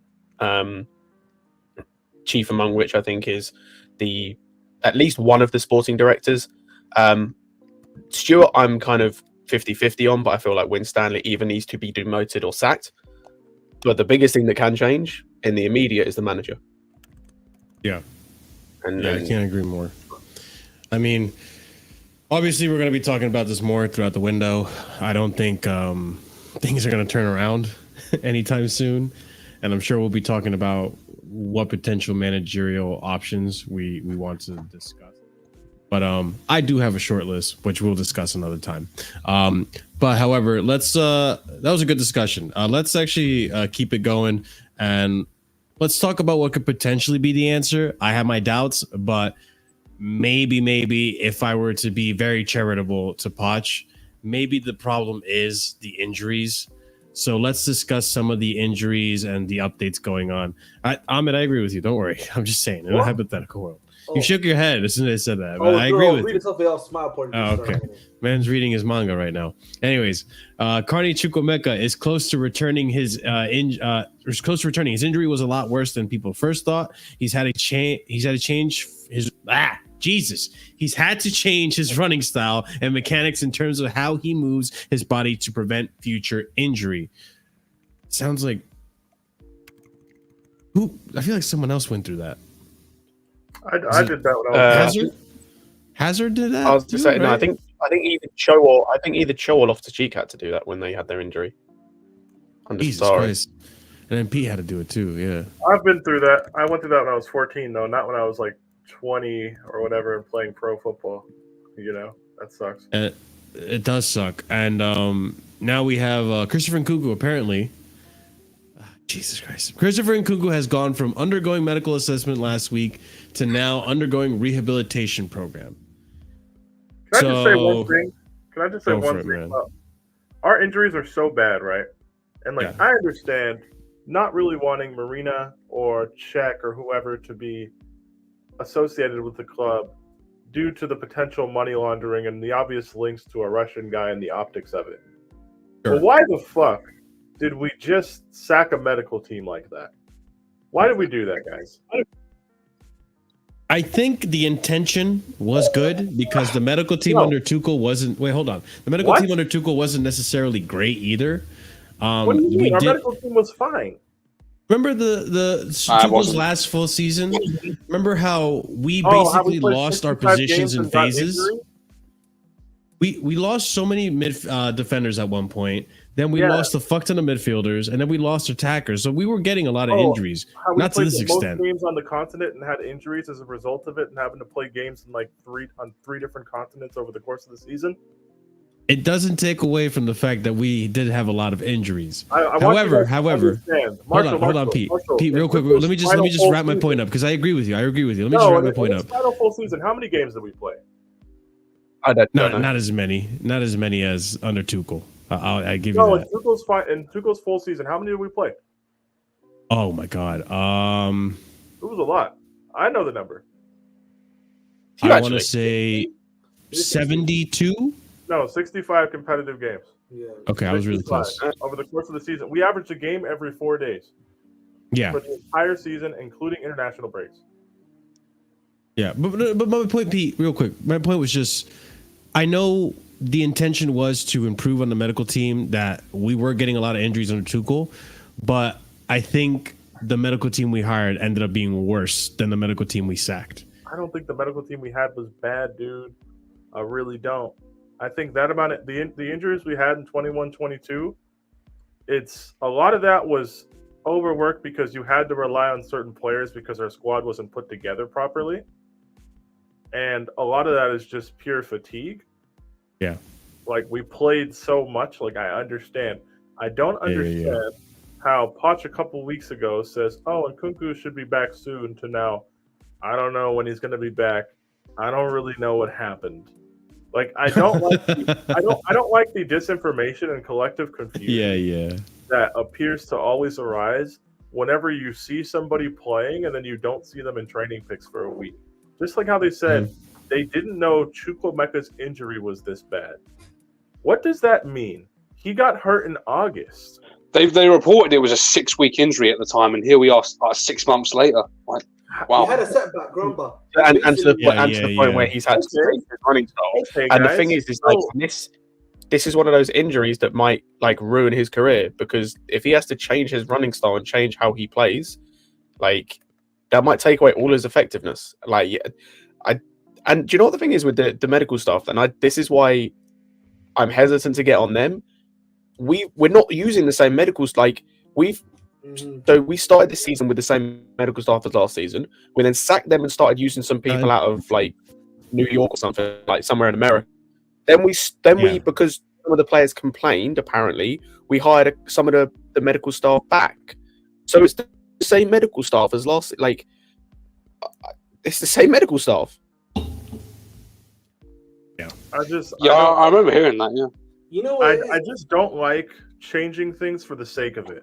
And I feel like the staff we had under the Russian dude was fine for what it was. I honestly think it was fine. I think the bigger issue was how imbalanced our squad was and how weak we were in certain positions. But in terms of what the coach was trying to do, I really don't have a problem with how available players were. Like, I'll have more sympathy. Like, this season, right? If we get to the final of both domestic cups by some grace of God, we're only playing 50 games. This does make me wonder, actually, like about the medical staff and when we replaced them. Like, was this all like a freak overreaction? Because do you guys remember that quote from Tuchel where he was like, "We don't need a midfielder. We got Kante, Kovacic, Ruben, all these guys," and then they all got injured, and then it was Jorginho and Gallagher against Leeds, and they had to loan Zakaria. Was it maybe all just a massive overreaction to that thing? Maybe. You know, I think part of it was. I hope not, but how long did we have the medical guy that we had? We had him for like I think over 15 years, if I'm not mistaken. Because he was right. So sometimes, and I'm going to give these guys a bit of the other side, if that makes sense. Where maybe there's newer styles of like health improvement and stuff, and maybe they just thought a refresher was needed. But like at the same time, Kante obviously we knew he was injury prone. If we're being honest, had always had injury issues, but maybe it was just because they needed a refresh. Maybe that's all it is. Because you saw what these guys have done with everything, whether it's the pitch, whether it's everything like that. They're just bringing in new people as like a. I don't know, but I do think as well a lot of it comes down to just injury-prone players. Because like you look at what's happened this season. Kante's got injured this season, playing in Saudi Arabia. He got injured. Ruben Loftus-Cheek got injured. I think the only dude that was injury-prone at Chelsea that hasn't been injured this season is Pulisic, and I could be wrong about that. He got injured as well. He actually got injured. He got injured as well. So like that's what I'm saying. Like Kovacic as well, as he said, has had injuries in his career. Like he's not been super injury prone, but he's had injuries. And I think that's the thing. Like, and I don't agree with the injury prone thing this season because outside of FOFANA, I don't think we've signed guys that are injury prone. Lavia wasn't injury prone, and Nkunku's an iffy one. You can debate Nkunku. Chalobah's been injured for 6 months. The fuck? How? What's he doing? Bro, I think the same thing as Mount happened to that guy, bro. Oh, I don't think some of these guys are injured though. Like some of these guys absolutely relapse and have like weird. They have weird setbacks and things that don't really make sense. But like, I think Chalobah's as injured as Mount was last season. That's fair. I wouldn't be surprised. Meaning, they're protecting, in air quotes, protecting his value by keeping him away from the pitch because they know that if they have it their way, he's never playing another minute for them. Don't you guys think it's kind of weird how Chalobah we've seen play fullback or play across defensive lines when we have injury crises? And we're definitely in one now, and we're not even pretending like that's an option. But we all know, based on reports, that he's on his way out, right? It's just, to me, if Chalobah wasn't going to leave, I don't think he'd be hurt for this long. But they know, they're like, fuck this. We want to cash in on this guy, which is cool. It's fine. But some of these players, like Nkunku, I can't really explain that. I don't know why you can't seem to walk down your stairs successfully. I don't know what's going on. Like, you know what, man? It is bizarre. Like, I think some of this is bad luck, to be fair to them. I just don't like changing more things than you need to as a general premise when you're stepping into a field that you're fairly unfamiliar with. But I would also say I feel like there's a good amount of this that is also hindsight, because I feel like under Tuchel, when we had the previous medical staff that Roman had for 15 years, I feel like we didn't know at that time that Reece James was injury prone like this. I don't think we knew at that time either. No, it's true, Ahmed, because that first full season with Tuchel, that's when Reece really got hurt, and then we saw more of it the season after where he got sacked. No, the season Reece got fucked was under Lampard. Yeah, it was under Lampard, bro. No, well, he got hurt, but he wasn't like injury riddled like he was he was injury riddled, but the problem, that's what I mean. No, we weren't calling him injury prone, is what I'm saying. Same thing with Chilwell. Injury problems, I firmly believe, came from Lampard. Like, yeah, I think to an extent, Kante's injuries were exacerbated by Lampard as well, because that man, for whatever reason, had an inability to just these players. Like he had an inability to just let them just sit on the bench and chill for a bit. As soon as they were half fit, he would play them. Like nine games until they got injured again. And that's like we saw Reece come back against Arsenal that season, the Lampard, and you could tell he wasn't fit. He got done by Tierney multiple times, just looked completely off of it. Yeah, and so that's why I think his come. But like, I don't think a lot of the injuries we got, as I said, some of this is hindsight, but you look at the players who got injured frequently. It was mostly players that were injury prone. And this season, like, I put a lot of the blame this season onto Poch based on history. Like, we don't, none of us are for certain because we're not in training sessions. I'm just going on, like, kind of what we see in terms of history, in terms of quotes that have come out about him and from him. The quote he made at Tottenham was that he apparently gives injured players double sessions when they come back, which is a great way to re-injure them, giving them double sessions after they just come back from mostly major injuries. And then the 60 injuries that happened, the question marks that came out, or the reports of question marks came out in the dressing room about from the Spurs players about his training methods. Excuse me. And so, yeah, like none of us really know, but like that's I just feel a lot of it comes down to him. And like, I don't understand how you can have like I don't understand, right? That Nkunku thing is so weird. I don't understand the space of a week. Actually, fuck a week. In the space of 24 hours, we managed to hear 3 different reports from 3 different people that said 3 different things. Yeah, it's strange. About the same person.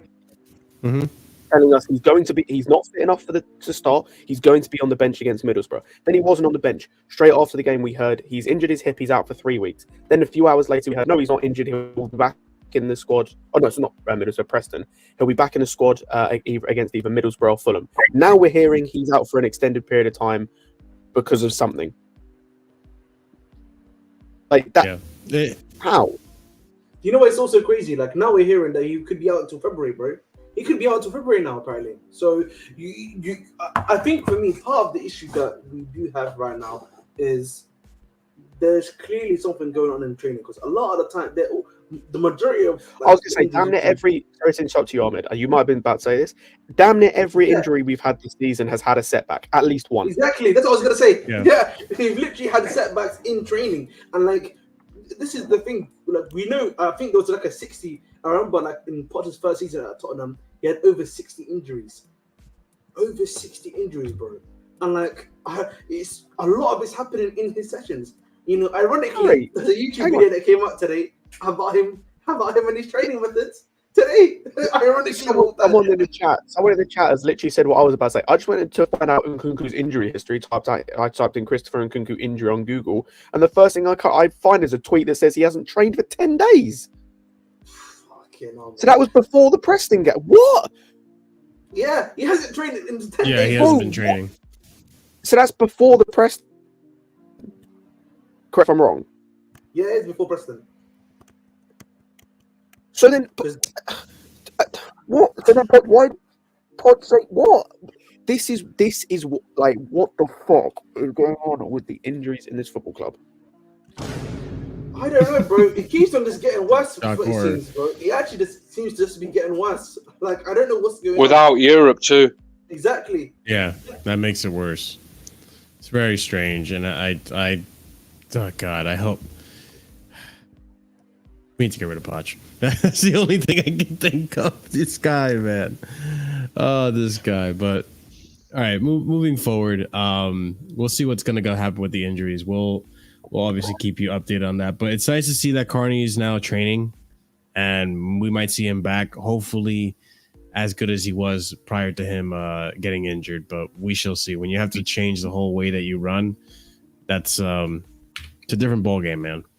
But all right, let's continue the show. Let's go ahead and discuss some youth signings or youth news transfers. I don't know. Name it what you will. Excuse me. All right, let's go on right here. Okay, first one. David Odogu is still open to leaving Wolfsburg. Chelsea, among other clubs, are informed about his contract, according to Plenty Goal. We have another one here. Dujon Richards has officially completed his move to Chelsea from Phoenix Academy. I think he wasn't old enough to join Chelsea, technically, right? Yeah, I think he's just turned 18, yeah. Just turned 18. Yeah. So we'll see what happens with this. Whisper, for those of you who don't remember who Dujon Richards is. Whisper. That's his nickname, apparently. Yeah. Like this guy, man. Chelsea keep working on Estevao Willian deal. Discussions taking place since October 2007 Brazilian talent remains high on clubs list. Messinho, that's this guy's nickname, has 60 million euro release clause and no club has decided to trigger it yet so far.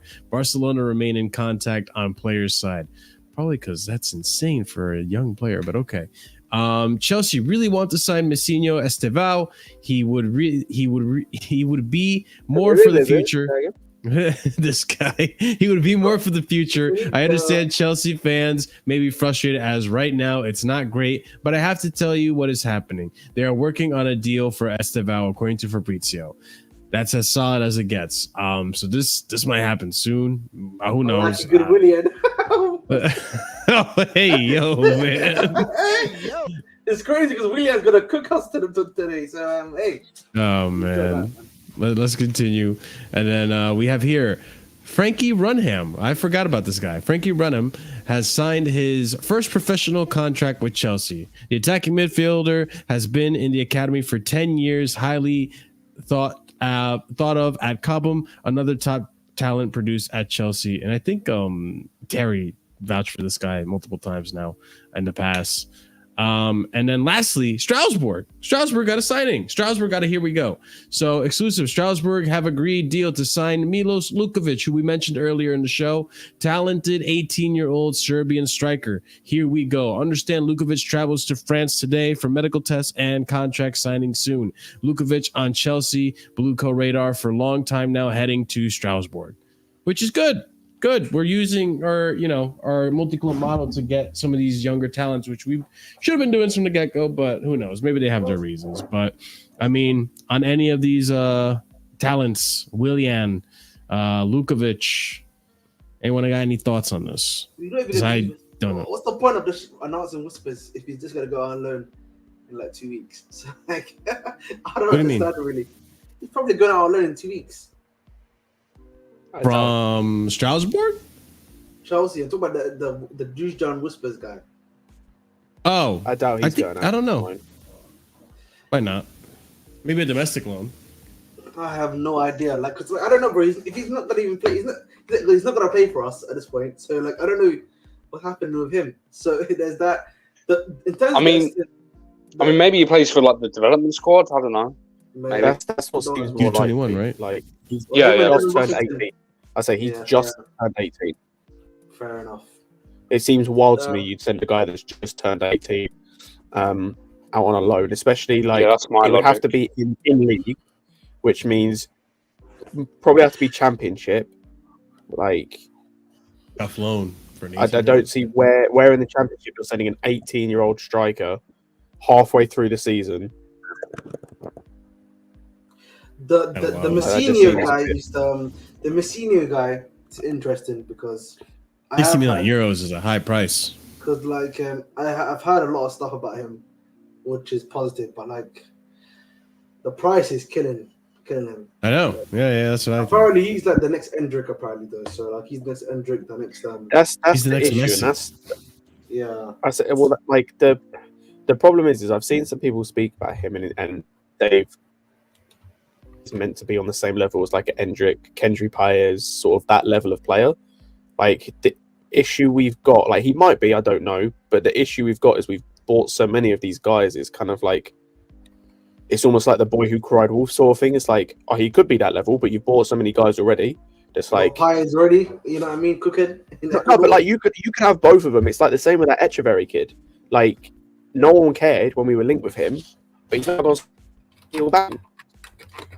And like he might have banged up, or he might have us. Like no one would have cared because it would have been another young guy in a sea of young guys.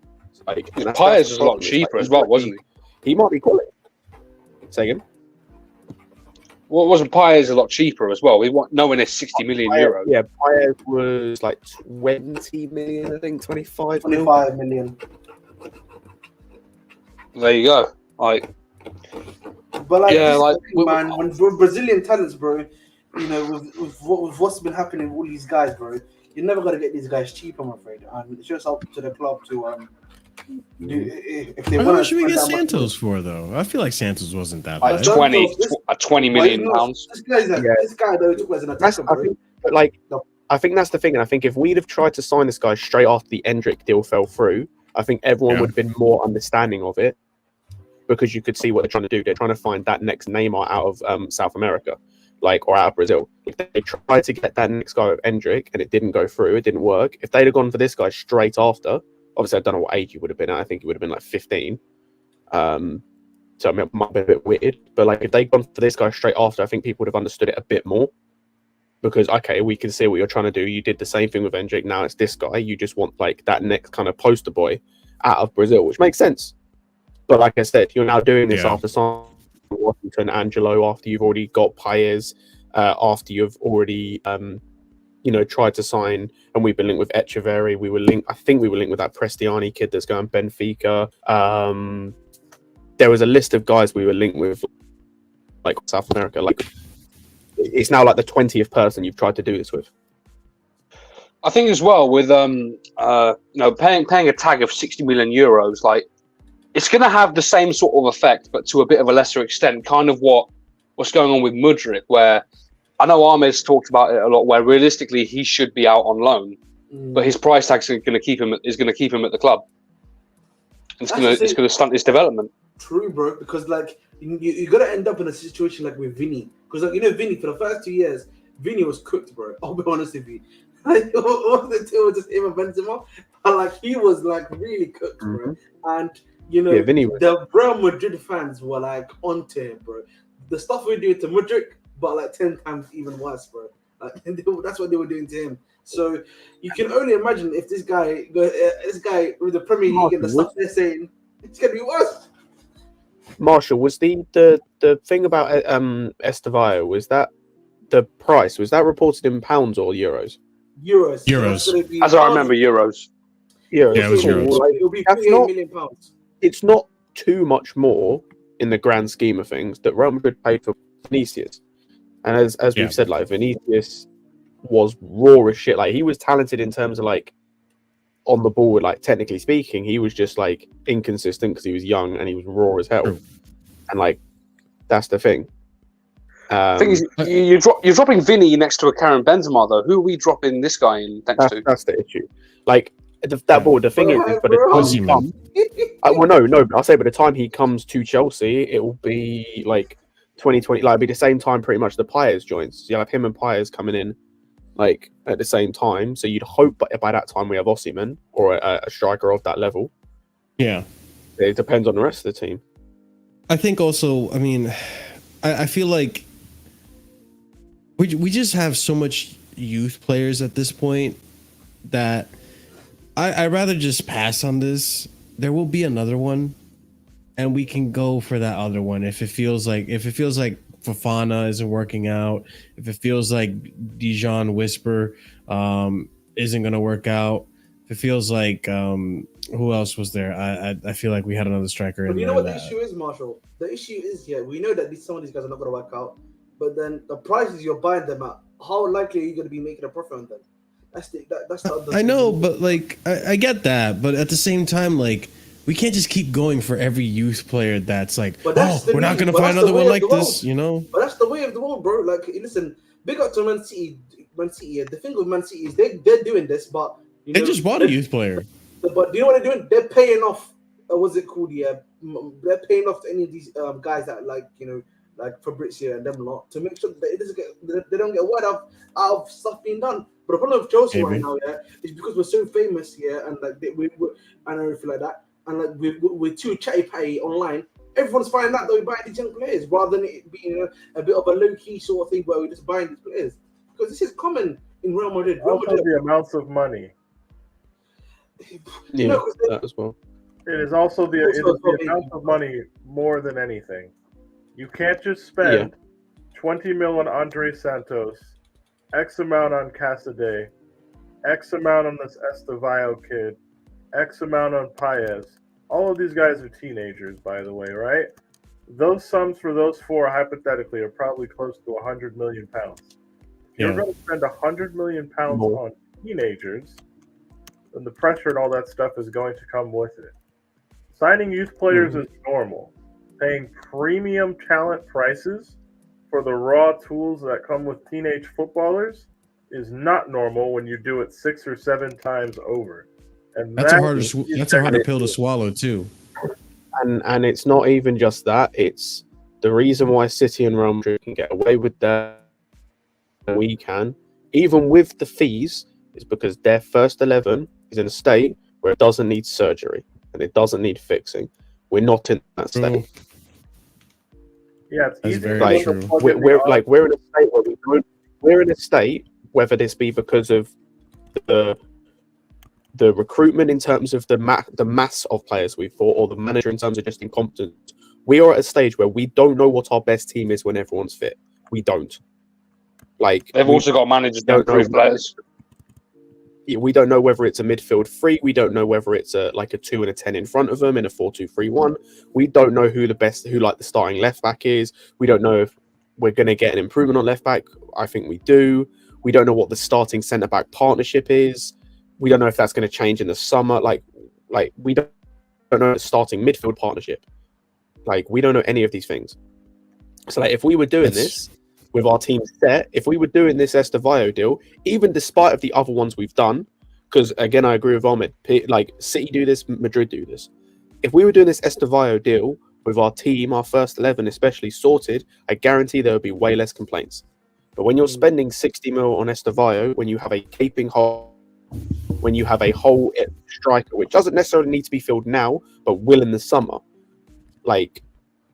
when you have question marks about centre-back, about the centre-backs you've got, that's where you can't spend this thing, that you can't spend this money.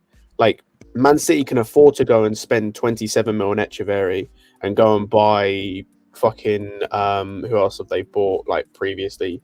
Guys like Mars Moreno and others, go and spend just heaps and heaps of money on what's his name, Kai or whatever his name is. They've sent to Trois, Yangel Herrera, mountains and mountains of afford to do that because their team is set. Their first team is set. I'm way too loud. The issue at Chelsea right now is just way too loud, bro. Actually, not the price or something. We need to start. Remember, the best businesses happen when you're silent, or when I'm saying to you, all I need to hear about Chelsea is here we go, and that's it. I don't want to be hearing anything about Chelsea's interested in this guy and about to buy him. We don't, you know what I mean? We literally, to be honest, here we're almost now on a day-to-day notice when it comes to Chelsea and transfers. We know what's happening, when they're negotiating. You know what happened at negotiation at this point. We're just too loud, bro. The block is too hard for us. I feel like that's what bro. After the Caicedo thing, man, I can't do a saga anymore. I can't do that. At Chelsea, that's what it's like, though, bro. With a lot of our transfers, with some players, because the Uda signing came out of nowhere. Bro, that was an Africa. No one's snitching about Africa. No, but we're talking about a Brazilian right now. You know what I mean? Who we're not seeing until the end of that doesn't really count. But but I'm just saying, I feel like we have done a better job of moving in silent with this managed owner. I get what you're saying. Be real, broski. Have we really, bro? Not really, bro. Yeah. I'll be honest. No, we have not. Absolutely not, dude. No, bro. Wait, what do you guys mean? The Sassy came out of nowhere. Paul Palmer came out of nowhere. Everyone was distracted by the whole Caicedo thing because that was the club of going after someone, bro. Because we didn't know who. Was going after someone. Marshall, do you know how many players we've bought? We bought a lot of players. Yeah, you just named 2. Okay. We have currently done deals. We had the entire window saga for Caicedo. Enzo, we had 1-4-2. Yeah, Enzo was a saga. Caicedo was a saga. Mudryk was another one. Yeah, that was a little mini saga. Everybody in that January window, to be honest, it was way too. I feel like in January, but then we fixed up in summer. Really, right now the thing is, the Madueke one, literally, we have done deals that have been silent or have come out of nowhere, but we've also had the other end of that. Like, we have had your Disassis, Palmers, Madueke, I'd argue, just came out of nowhere. Your Koulibaly's the summer they joined, right? But then you've had your Enzos, Mudriks, Caicedo. Who else was like that? I'm trying to think of who else we bought that was like that. The Sanchez one was fairly long. Like, that was quite long-winded. Jackson was another like, one. I guess Wesley Fofana. Jackson was kind of under the radar though too. I think the more annoying thing is, because you've shown you can be silent with the likes of Palmer, Disassi, Madueke, Koulibaly, just behave like that all the time. But that's what I mean, though. Like, I feel like that's the thing. I feel like this idea that we have that we weren't moving in silent is coming a lot from Caicedo and that January transfer window prior. When in the summer window, we kind of did move pretty quiet for a lot of these players. The ones that we just signed in the summer. In the summer window, and what in this summer or the summer they joined? Yeah, the summer that we just passed. Other than Caicedo, everyone was kind of quiet. Bro, Jackson, everyone knew about him. Jackson was done in a week. But we had Chelsea interested.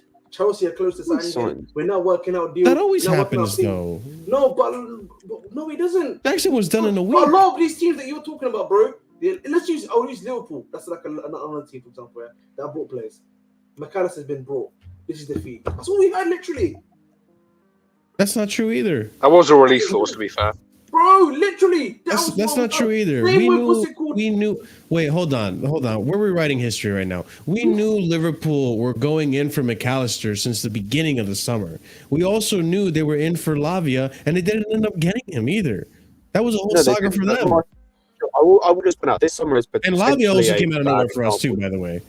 I will just say this summer is potentially a bad example to use, because you look at the guys we signed, like outside of Caicedo, they were the best signings, but yeah. No, that's like outside of Caicedo and Palmer. Palmer was a hidden one, but you've got Jackson.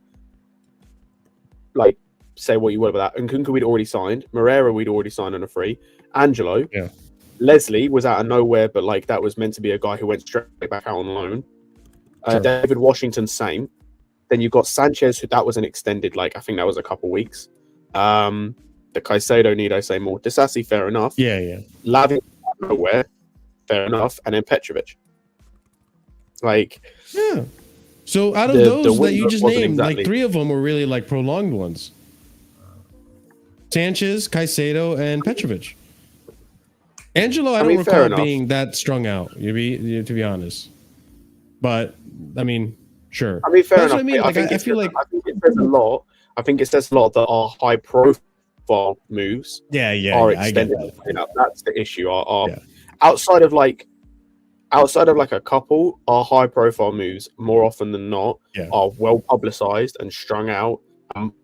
Osimhen, for example, right now, verge of falling apart. Also, just to highlight my point, by the way, about City, the 2021-22 season, how many first-team players do you think they signed that window? Sorry, which window? Sorry, the 2021-22 season for City. How many first-team players do you think they signed that whole season? That's what I meant to say. That was a season before this last one. No, 2 seasons ago. Yeah, the season before this last one. Yeah, 2 seasons. 2 seasons ago. Okay. How many first team players? I think they only did 3. One. Grealish was 1. Yeah. Well, Grealish didn't even come into the first team, did he? No, it was Grealish. One. Yes, he did. Grealish was the only one. Their signings outside of Grealish was Julian Alvarez. Calvin Phillips that season too, right? No, they loaned him straight back for the rest of the season. Kai from Fluminense, some dude from Southend, Scott Carson, and then 3 other dudes. That all went Calvin Phillips was the season after. Oh, yes, okay. They signed one first-team player that season, which was Grealish, and every other signing they made was either a guy they sent straight back out on loan in Alvarez or someone for the academy. Fair enough. Shit. And they can afford to do that because they're in a better position than we are in terms of their squad. That is true. I mean, we'll see what happens this window, I guess, then. Maybe we move in silence. But I do agree with you guys. I feel like our bigger signings do need to be quieter. It's not helping us that Osimhen is so public right now. Because who's to say we don't have another Caicedo dilemma where a Liverpool step in, or in our case, a United step in, or Real Madrid step in for our own coach. Osimhen. Our own coach laments big missed chances so much that the focus, which I think is completely unfair for the guys trying to do the job right now, is on those in the front positions. Mm-hmm. Right? Mm-hmm. So until our coach stops talking about random missed chances in football games, the common groupthink opinion is that if you improve our front players, you're going to improve Chelsea. That skepticism is not going to go away. We're all people are always going to look at these players up front like, oh, if you guys are better, blah blah blah. This is on you. This is your guys'. It bothers me. It's all about injuries. It's all about get a striker. Yeah, I agree, Pete. I don't know. There hasn't been a focus on the defense. We're not learning anything. And you know what's crazy? Going back to what Pete was saying earlier about the defense, is that you could argue we improved our defense this season and we look worse than last season. Yep. And the thing is, we are targeting defenders. We are targeting defenders, though. Antonio Silva, Diamande. Yeah. So, I mean, I don't agree with targeting defenders, but hey. I'm not saying we need to target. I'm not saying the solution is to buy players. That's not what I'm saying. I'm with you on that. No, guys, under Lampard, remember when all our defenders looked horrible and everybody wanted to string Rudiger up? And exactly. Because he was terrible. Yeah. And Christensen was this. And these players were uncoachable and blah, blah, blah, blah, blah. And then we made one change and we started stringing together clean sheets like it was nobody's business. Be very careful. Turn Rudiger. These players. Turn Rudiger to the Be very careful to write off the defensive players. Be very careful. We've seen with coaching, compactness, consistency, and a change in approach can do. We've seen it. Do I think we'll see it to that extent again overnight? No, I don't think it'll be that way. I think Tuchel's kind of one of one in that respect, right? But if we do change the coach, well, not if, whenever we do change the coach, whether it's the first day of next season, sometime this season, I expect to see that aspect of our team improving. And the reason I harp on clean sheets so much is, say what you want about what's happening in front of goal, right? Sure. But we've lost an awful lot of games, like 1-0 or 0-0, on some pretty soft goals to concede. Set piece goals at Any that, too. manager who's come to Chelsea and figured out the defense has bought themselves time, and that's usually led to be a platform for success. I agree. The only person who's kind of gone away from that and still been successful was Carlo. But when you have the kind of players that he had at his disposal, it made sense to try and outscore teams. And just off the top of my head, our defense in 09-10 was full of established pros who could kind of do the job anyways. So there was no reason to focus on it, right? But you want to say Jose, to a lesser extent, you want to say Di Matteo with the change of approach to try and win the Champions League, right? You want to say in a smaller sample size it worked there, fine. You want to say under Conte, yeah, it worked until it didn't. Even when Sarri came in the season that everybody likes to pretend is the worst season in their living memory, even though, funnily enough, we've had about 3 worse than that since this has happened. We conceded 39 goals in 38 games with a back four of Alonso, Rudiger, David Luiz, and Azpilicueta and Kepa in goal. Our defense was not bad. Our defense was fine. Right now, we are on pace to concede 59 goals in the Prem. That's worse than Lampard's season. Lampard's season was 54. Jesus Christ. We're on pace to concede more than that. The thing is, where I agree with you things is look at the players in comparison to when they've either played at other clubs or played under other managers and played at Chelsea. Like I mentioned, this is the worst Silva's ever looked. Chile looks nowhere near the same player. Disasi started well and has got progressively worse as the season's gone on. Reece, when we've seen him play, has looked meh. Chilwell was horrible. Colwell was much better under De Zerbi last season. Chalobah can't get a game despite the fact that he has been a solid centre back. Am I missing anyone? The only positive is Gusto. Oh, Yeah. And Kukurea played. And even Gusto's dwindling. Gusto did a whole 180 in his style of play, by the way, under Poch, where he's become defensive and and offensively he's been alright. But like offensively, he was like a juggernaut early on. To be fair, he's gone better offensively as the season's gone on Chelsea. But the thing is, as well, it's like this is where defense is so key in terms of in a game of football. If your defense is up, like if your defense is good enough and you don't concede, the worst result you can have is a draw. The worst result you can have is that gets you a point. Yep.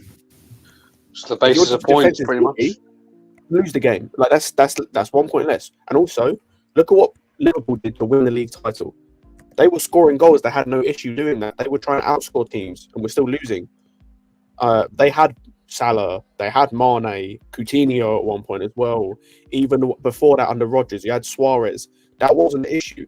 To win the league title, they went and signed the best goalkeeper in the world and the best centre back in the world, and they won the league title. Because that's how you win. You even look at Arsenal last season. You know, they 93% of the season top, and then their defense unravels. They lose it. Yeah. So I mean, on the topic of defense, actually, and then 2 for 2. That's a fantastic little segment right there as well.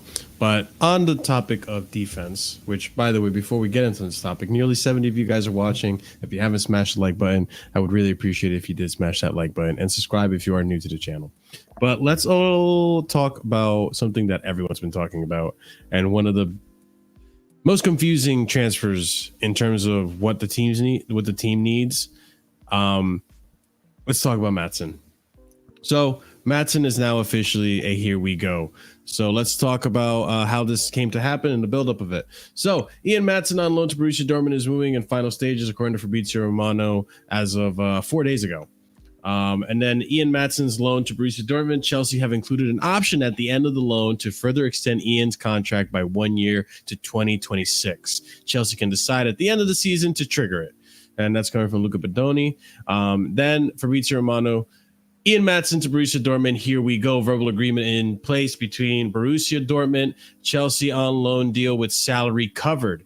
More flying for a medical. More understand Maatsen will travel on Tuesday, then medical booked on Wednesday. Maatsen accepted Borussia Dortmund days ago. Deal is done. Then Matt Law reporting Dortmund are expected to pay a loan fee of around £2 million for Ian Maatsen. Expectation is Maatsen will also sign a new Chelsea contract to put club in best negotiation position once the loan ends. Continuing on from Ryan Taylor Sport, Ian Maatsen is a homegrown player, so it's exempt from FIFA rules regarding overseas loans, which was something I was confused about as to how he went to Germany when we have no more of these overseas loans left. Makes sense now if this is the case. So because he's homegrown, doesn't count. Then we go on. Fabrizio Romano, Ian Maatsen signs new deal at Chelsea, valid until 2027 of June, 2-year extension, and it will include a release clause. Then Chelsea are weighing up signing a replacement left back for Ian Maatsen, according to Nazar Kinsella, which I find baffling, but we continue.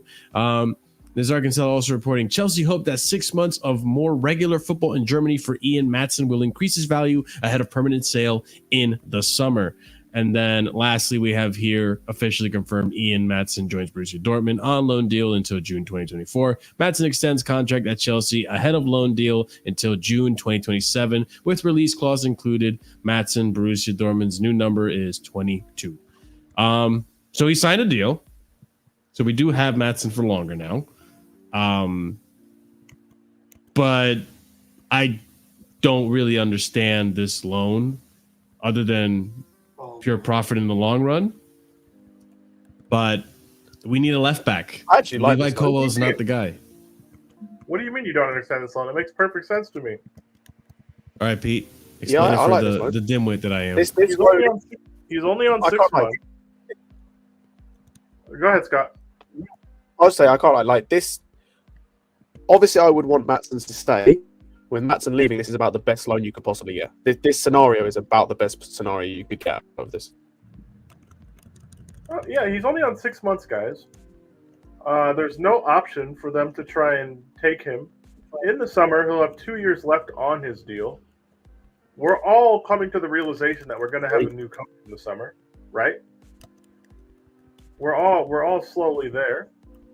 So by the time he has 2 years left on his deal, we might have a new manager. He might get to play. He probably will get to play some games here and there. Hopefully he gets some football. If for whatever reason they decide to sell Maatsen regardless of whether Poch is here or not, hopefully he can play to get his price up. Like, I really don't see an issue. Like, saying we need a left back is true, but It's not like he was playing left back for the first half of the season. And it's not like they seem like they're going to fire the coach in the middle of the season to potentially utilize Maatsen. So let him go play somewhere. I don't see an issue with it.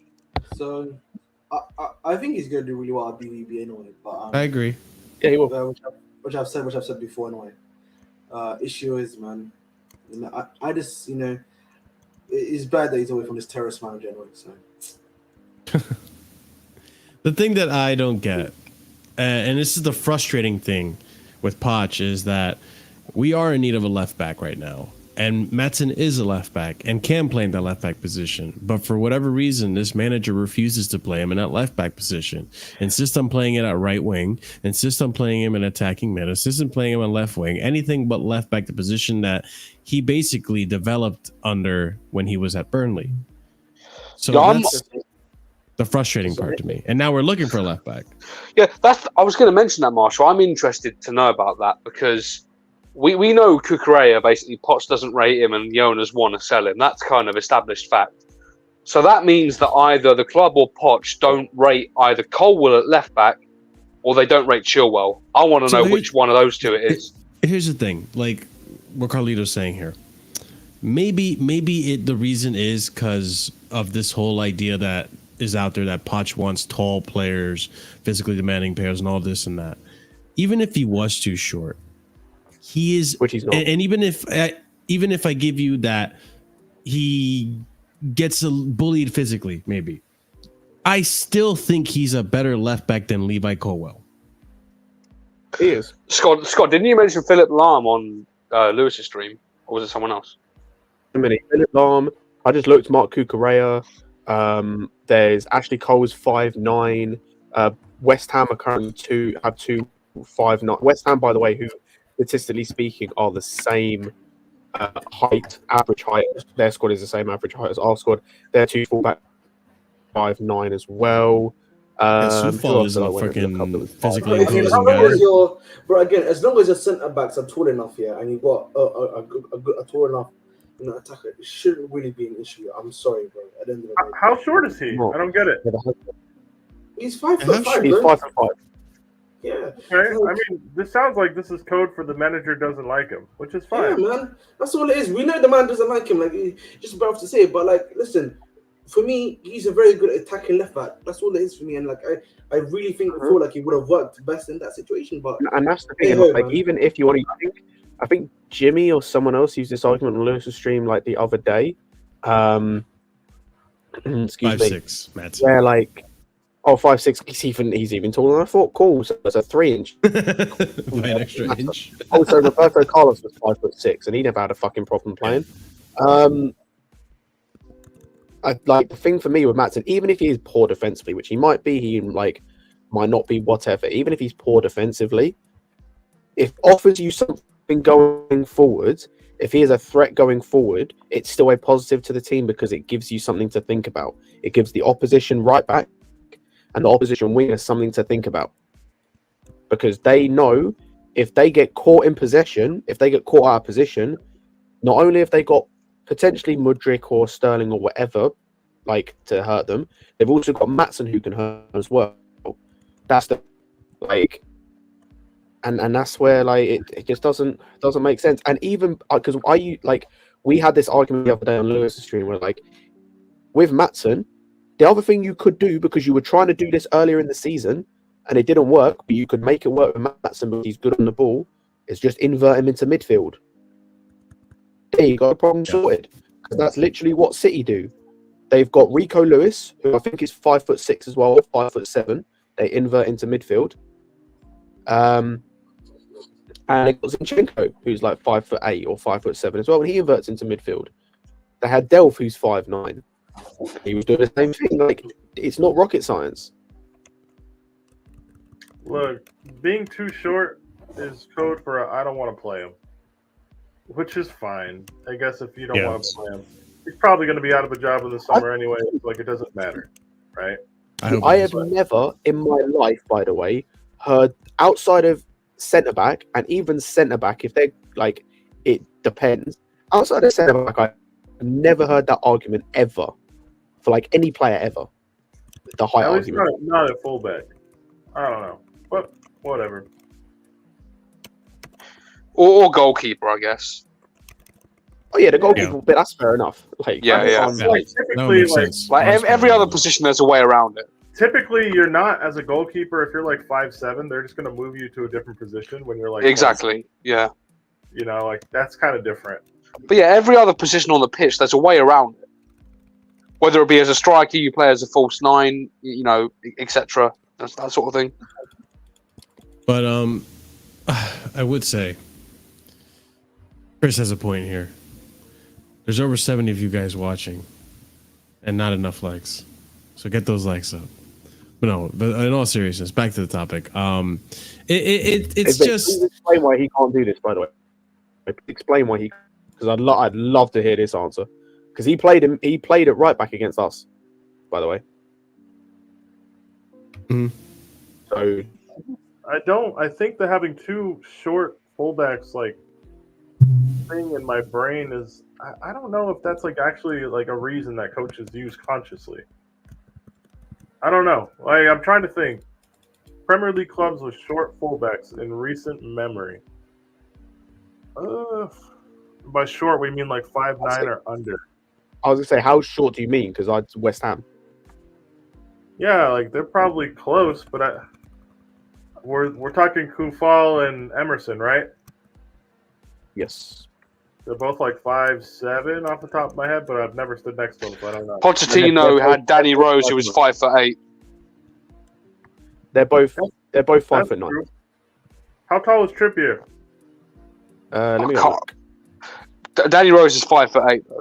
So him and Trippier, depending on how. Is 5'10". Trippier's 5'10"? Yep. Yeah. Goddamn. I guess, dude. Fuck. All right. I mean, I don't know, man. This whole too short to play fullback thing doesn't sound like that's a real thing to me. But again, we're talking about a manager who's probably going to be unemployed in the summer. So like, Kyle Walker was 5'10" as well. I was just looking it up. I've seen Kyle Walker run next to people who are 5'7", and he's definitely taller than them. Fair enough. It's just a weird argument to me. Just considering when you look at history, like size has never really been a big issue when it comes to fullbacks, but it is what it is. Wait! I found one. Serge Aurier. Okay. Poch used Serge Aurier at right back. If Poch is complaining about height in the team centrally, then then should he not have used either invert Colwell when he's at left back, so he's inverted into the center of the pitch, or he should have been using Ogbuchukwu a lot more, because this guy is like 6'1", I think, right? 6'2", you know? Yeah, he's taller. It would make sense playing Ogbuchukwu in midfield with Caicedo and Enzo, as opposed to playing a midfield three of Gallagher, Caicedo, and Enzo. We could have a whole conversation about the way he uses Leslie, how he randomly throws him into games. I don't even get it. But yeah, and he's now injured for multiple weeks. But hey, Cook was injured. What did he do? He doesn't even play. He got injured. Threw him into the Wolves game. At Wolves. Yeah. So he played him in a must-win game that we didn't win. So this was the argument I had with Ziad, where he played him in a must-win game against. He played him in a must-win game because he couldn't play Matos. He couldn't possibly play Matos. So he played Leslie after just coming back from injury in a must-win game that we didn't win, and he played 50 minutes and then got injured and he's out for 6 weeks. Huh. He's not back to. And he was going to be on the bench if Caicedo didn't have a fever. I hate this guy so much. Like, if height's such an issue, why not play a back three? And play wingback? Hey, Prime, I might go back to my joke, you know. Like that would work. I don't even think he's inept. He's just stupid. Like this is like even Frank Lampard was playing like 4-2-3-1, 4-3-3. Our fan base won't tolerate a back three again, dude. Yeah. They convinced Listen, I don't care. I don't care what the fan base wants. I'm just trying to get results. Convince themselves back three is defensive. Prime, that's the obvious solution here. Bearing in mind we don't have a natural fullback pairing of fit players now. Considering Maatsen's in Germany, Gusto's fine, but he can't do a shadow clone jutsu and play both sides.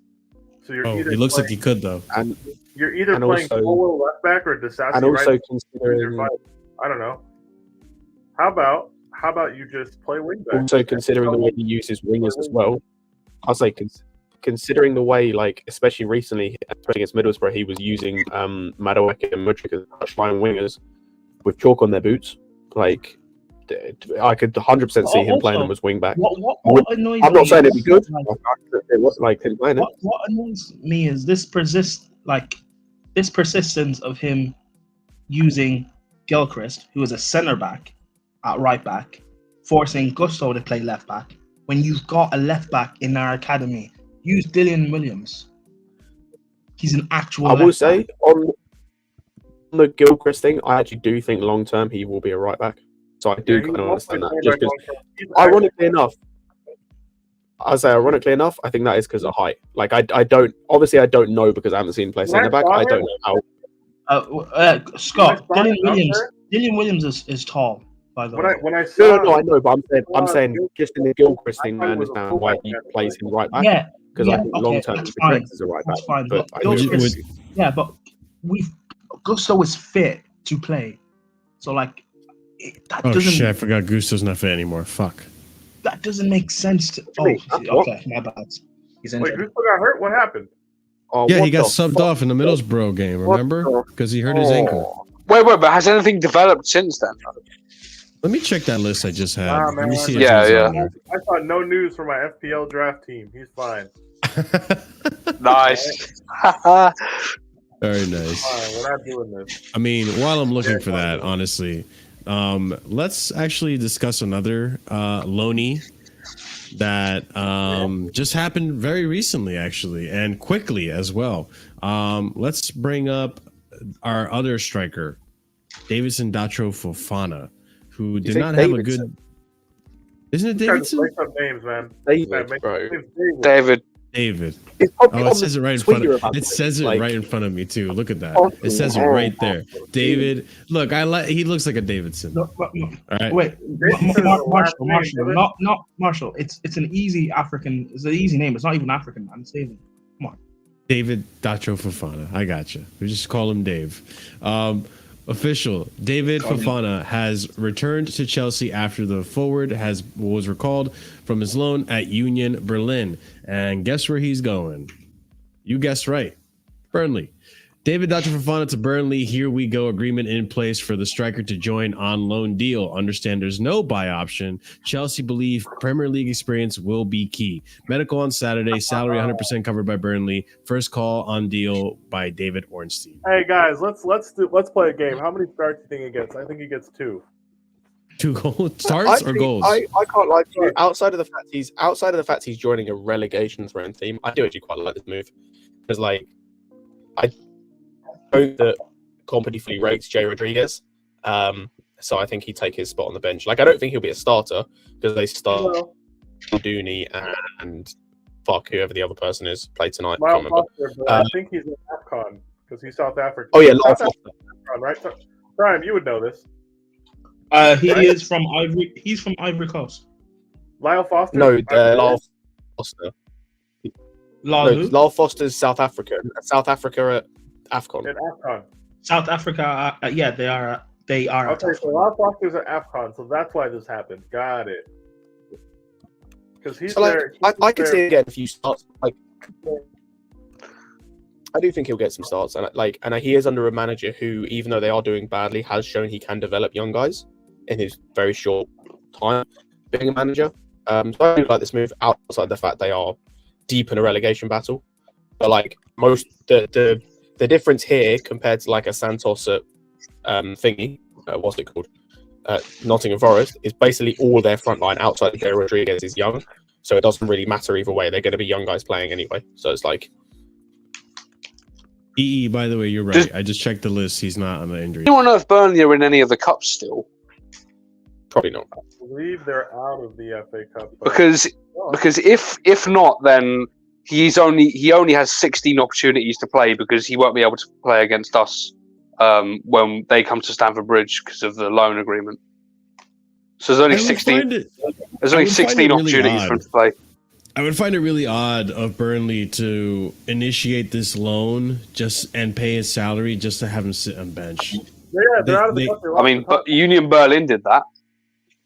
But Union Berlin were in Champions League, and they thought he could compete. And go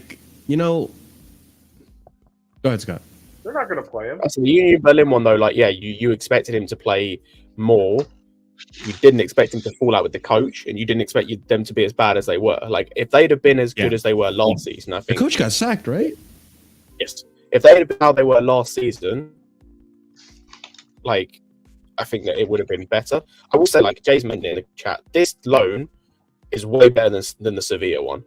Way better than the Sevilla one. Why? Yeah, I could agree with that.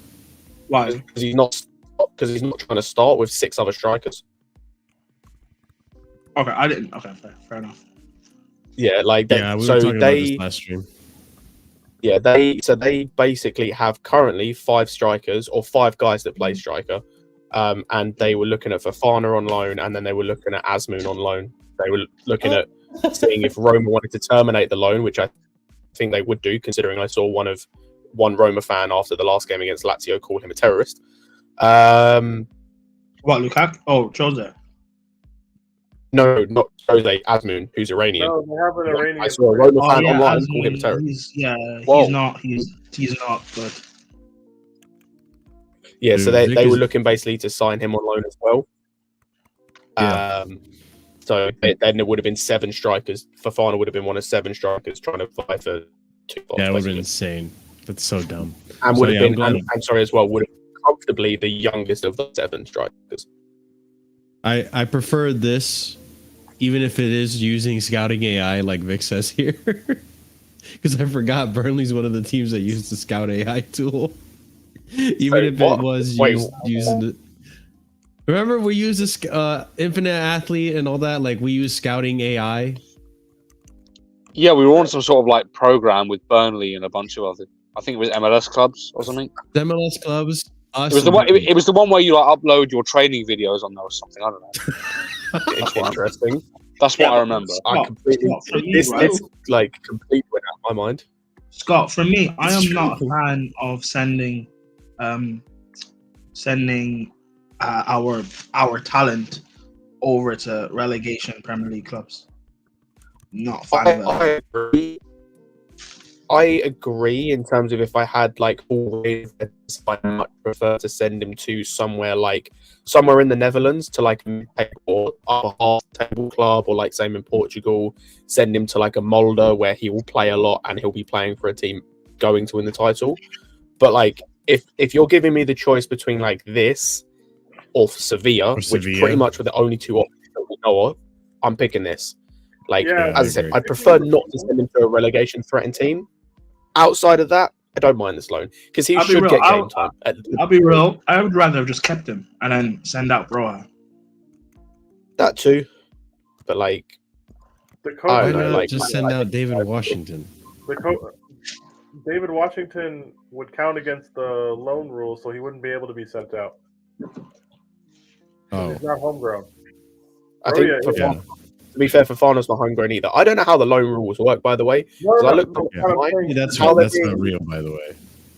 I looked them up online, and how they're reported online on the FA website, by the way, and how they're being reported in the media is so. There was something that came out. A tweet came out saying that we had to send Fofana to Burnley. We couldn't send him to Sevilla because Maatsen's loan took up a European loan spot. But I thought homegrown players and under 21 players, which Fofana and Maatsen both are under 21, I think, or one Maatsen's homegrown anyway, and Fofana's under 21. It wouldn't matter. No, Scott, I think that's why we can afford to send Charlie Webster to Heronvane. It doesn't matter. Like, I'm confused as fuck. I can't I'll lie to explain you. it to you. To my understanding, if you're going to send under 21s on these European loans, it doesn't count against your number if they are under 21 and homegrown, meaning they've spent 2 years or more at your club. Okay. So they've got to be both. Webster wouldn't count. Oh. Fofana does count. Okay. David Washington would count. Broja would not count. Right? So the only way to get, well, the easiest way to do this would have been send Broja on a loan, make Fofana backup striker. Probably something to do with the coaching staff saying, no, we don't want that. I've just checked, by the way. Broja would count. He's not 21. Sorry, he's not under 21. He's 22. Oh, never mind. So, Broja would count then, anyways. So we would be stuck with 3 strikers, or Broja getting loaned to Burnley or something. Yeah. But yeah, I thought he's been playing Prem for like 3 years now, right? Yep, he's been playing. He's been around a while. I think he's been playing professional football, like men's football, for 4. I want to say, or with Southampton. It was Vitesse, then Southampton, and then yes, it was. us. That's right. Yeah. So if they're under 21s and they have to be classed as homegrown, they have to spend 2 or more years on the books at your club. So they wouldn't count against the loan number. So with Fofana, his options were very limited. That being said, I don't hate the loan just for the, hey, go train, get some work experience, whatever. Maybe you start a couple games, it's fine. Yeah. Readjust in the summer. Because it's not like these clubs in the championship that are chasing promotion, i.e. Southampton, Ipswich, and Leicester. It's not like any of them need a Fofana to get them over the line for 6 months. Yeah. If you wanted to go down into the championship, it would have been teams either looking over their shoulder or teams desperately chasing that mad scramble for 6th place. I think it's something like you have 6 teams within 6 points in the last playoff spot. I think 7th or 6th to, I want to say about 15th or 16th is separated by like 8 points. It's some craziness like that. Like how people saying Borough are in 12th. I'm like, yes, that's true, but also like half the league is like one result from being in 12th. So like that's just kind of how that. But that's how that division goes, right? So, do you want to send Fofana to that? Probably not. With Lyle Foster at AFCON for the next month, he should be seeing backup striker minutes. They did get knocked out of the FA Cup in round 3 by Tottenham. So it's not like they have cup football to play. So the opportunities for him aren't going to be numerous. And there's only 16 games you can play in. Yeah, and Amdouni scored again today, so I don't think he'll be losing his place anytime soon. No, that's why I think Amdouni is going to be the guaranteed starter, and then I think that other spot is free for. Actually, you say that, but Amdouni was the one of the 2 strikers that came off today. So, who do they play next to him? Rodriguez? I don't know. No, it was they played Foster. They played Foster and Amdouni today, and then Rodriguez was on the bench. Maybe he's doing an Onana. Excuse me. Let's look up South Africa's AFCON team. I just assumed he was playing for South Africa, but I could be wrong. I assume as well because I don't know any other South African strikers. Yep. I don't care about any of this stuff. No, I just give me the fucking squad. Okay, here it is. He is. Hang on. He's not called up. Nope. Oh. Never mind. Oh. Well, it makes even less sense. Okay. Oh, Percy Tau. There's a name I haven't heard in fucking ages. All right. Anyways, big up, man. He'll enjoy being 3rd striker for the latter half of the season. Cool. We'll see. As long as I hope he turns it around. As long as he gets some game time, that's good. Like that's the main thing he needs. Still really young, but he is. He'll probably never make it at Chelsea, being completely honest. But yeah, he gets. Oh my! I'm being genuinely serious. Like I'm just looking at God in. Like I just don't see the pathway for him. Like. Yeah. I don't see the pathway. Yeah. He's not making it. We bought him, we benched him for Havertz, and now he's out on 2 loans. We were playing him on the wing. We're Playing about to Mount make up. Nico Jackson the backup striker because we're about to buy a £100 million striker. Yeah, that's also true. People should think about this before they call him Baby Drogba. Come on, man. That is also true. That's because his famous is tapped. But yeah, I don't know. Big up. We'll see what happens. Well, now we can keep a closer eye on him, which is the better part. But yeah, we'll see what happens in due time. Before we move on to the next topic, we're almost at 40 likes. So if you can push us right over the edge to 40 likes, I would really appreciate you guys in the chat. So be sure to smash up that like if you haven't done so already. There's nearly 70 of you in here. And big up to all of you who have been watching and stayed here watching. Because yeah, this is a long show and we're nearing the end. So let's go on to the next topic that we have here. And it's a potential rumor, I don't think it's going to happen, but it's a possibility. And we've talked about this before. We're probably going to shut it down pretty quick. Possibility for Dybala. Okay, well, let's see. Chelsea are reportedly looking to make use of Dybala 12 million euro release clause to use a wild card option in attack. Yeah, if he can stay fit. Yeah, if he can stay fit. I don't know. ChelseaNews.co. Let's actually check. Good or reliable. Simon Phillips. So, from the man himself. Chelsea reportedly making to... wait, let me actually make this bigger. Sorry.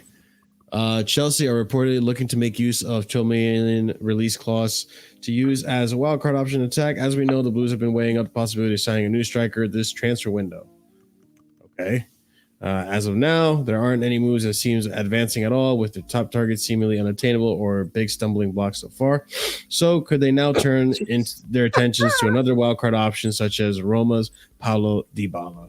Yes, they can and are, according to Tutto Mercato. All right, so Tutto Mercato is essentially saying that Chelsea want to make use of Dybala's release clause. It is now active and can be triggered by submitting 12 million euros. Listen, I'm not gonna lie, that's a great price for a player as talented as Dybala, but unfortunately, he can't stay fit for more than like 2 games in a row, as far as I'm aware. He's had 4 injuries this season. He's currently injured. Yeah, no, thank you. I'm okay. I'll pass on that. Mixing this guy into the equation with Pochettino, like, oh my word. Oh, he'll never play. He's legit missed over half the games Roma have played this season. So has he spent more time injured than playing? Yes. This season, yeah, yes. No, I'm okay. I'm okay on that. He'll get injured putting his boots on. By the way, every injury he's had this season is a different injury. Jesus. This guy's made out of freaking graham crackers. I don't know what the, like, breaks easily. God damn. Oh, retail therapy. We talked about it. Yeah. This is literally the João Felix thing all over again, but worse. No, this is worse.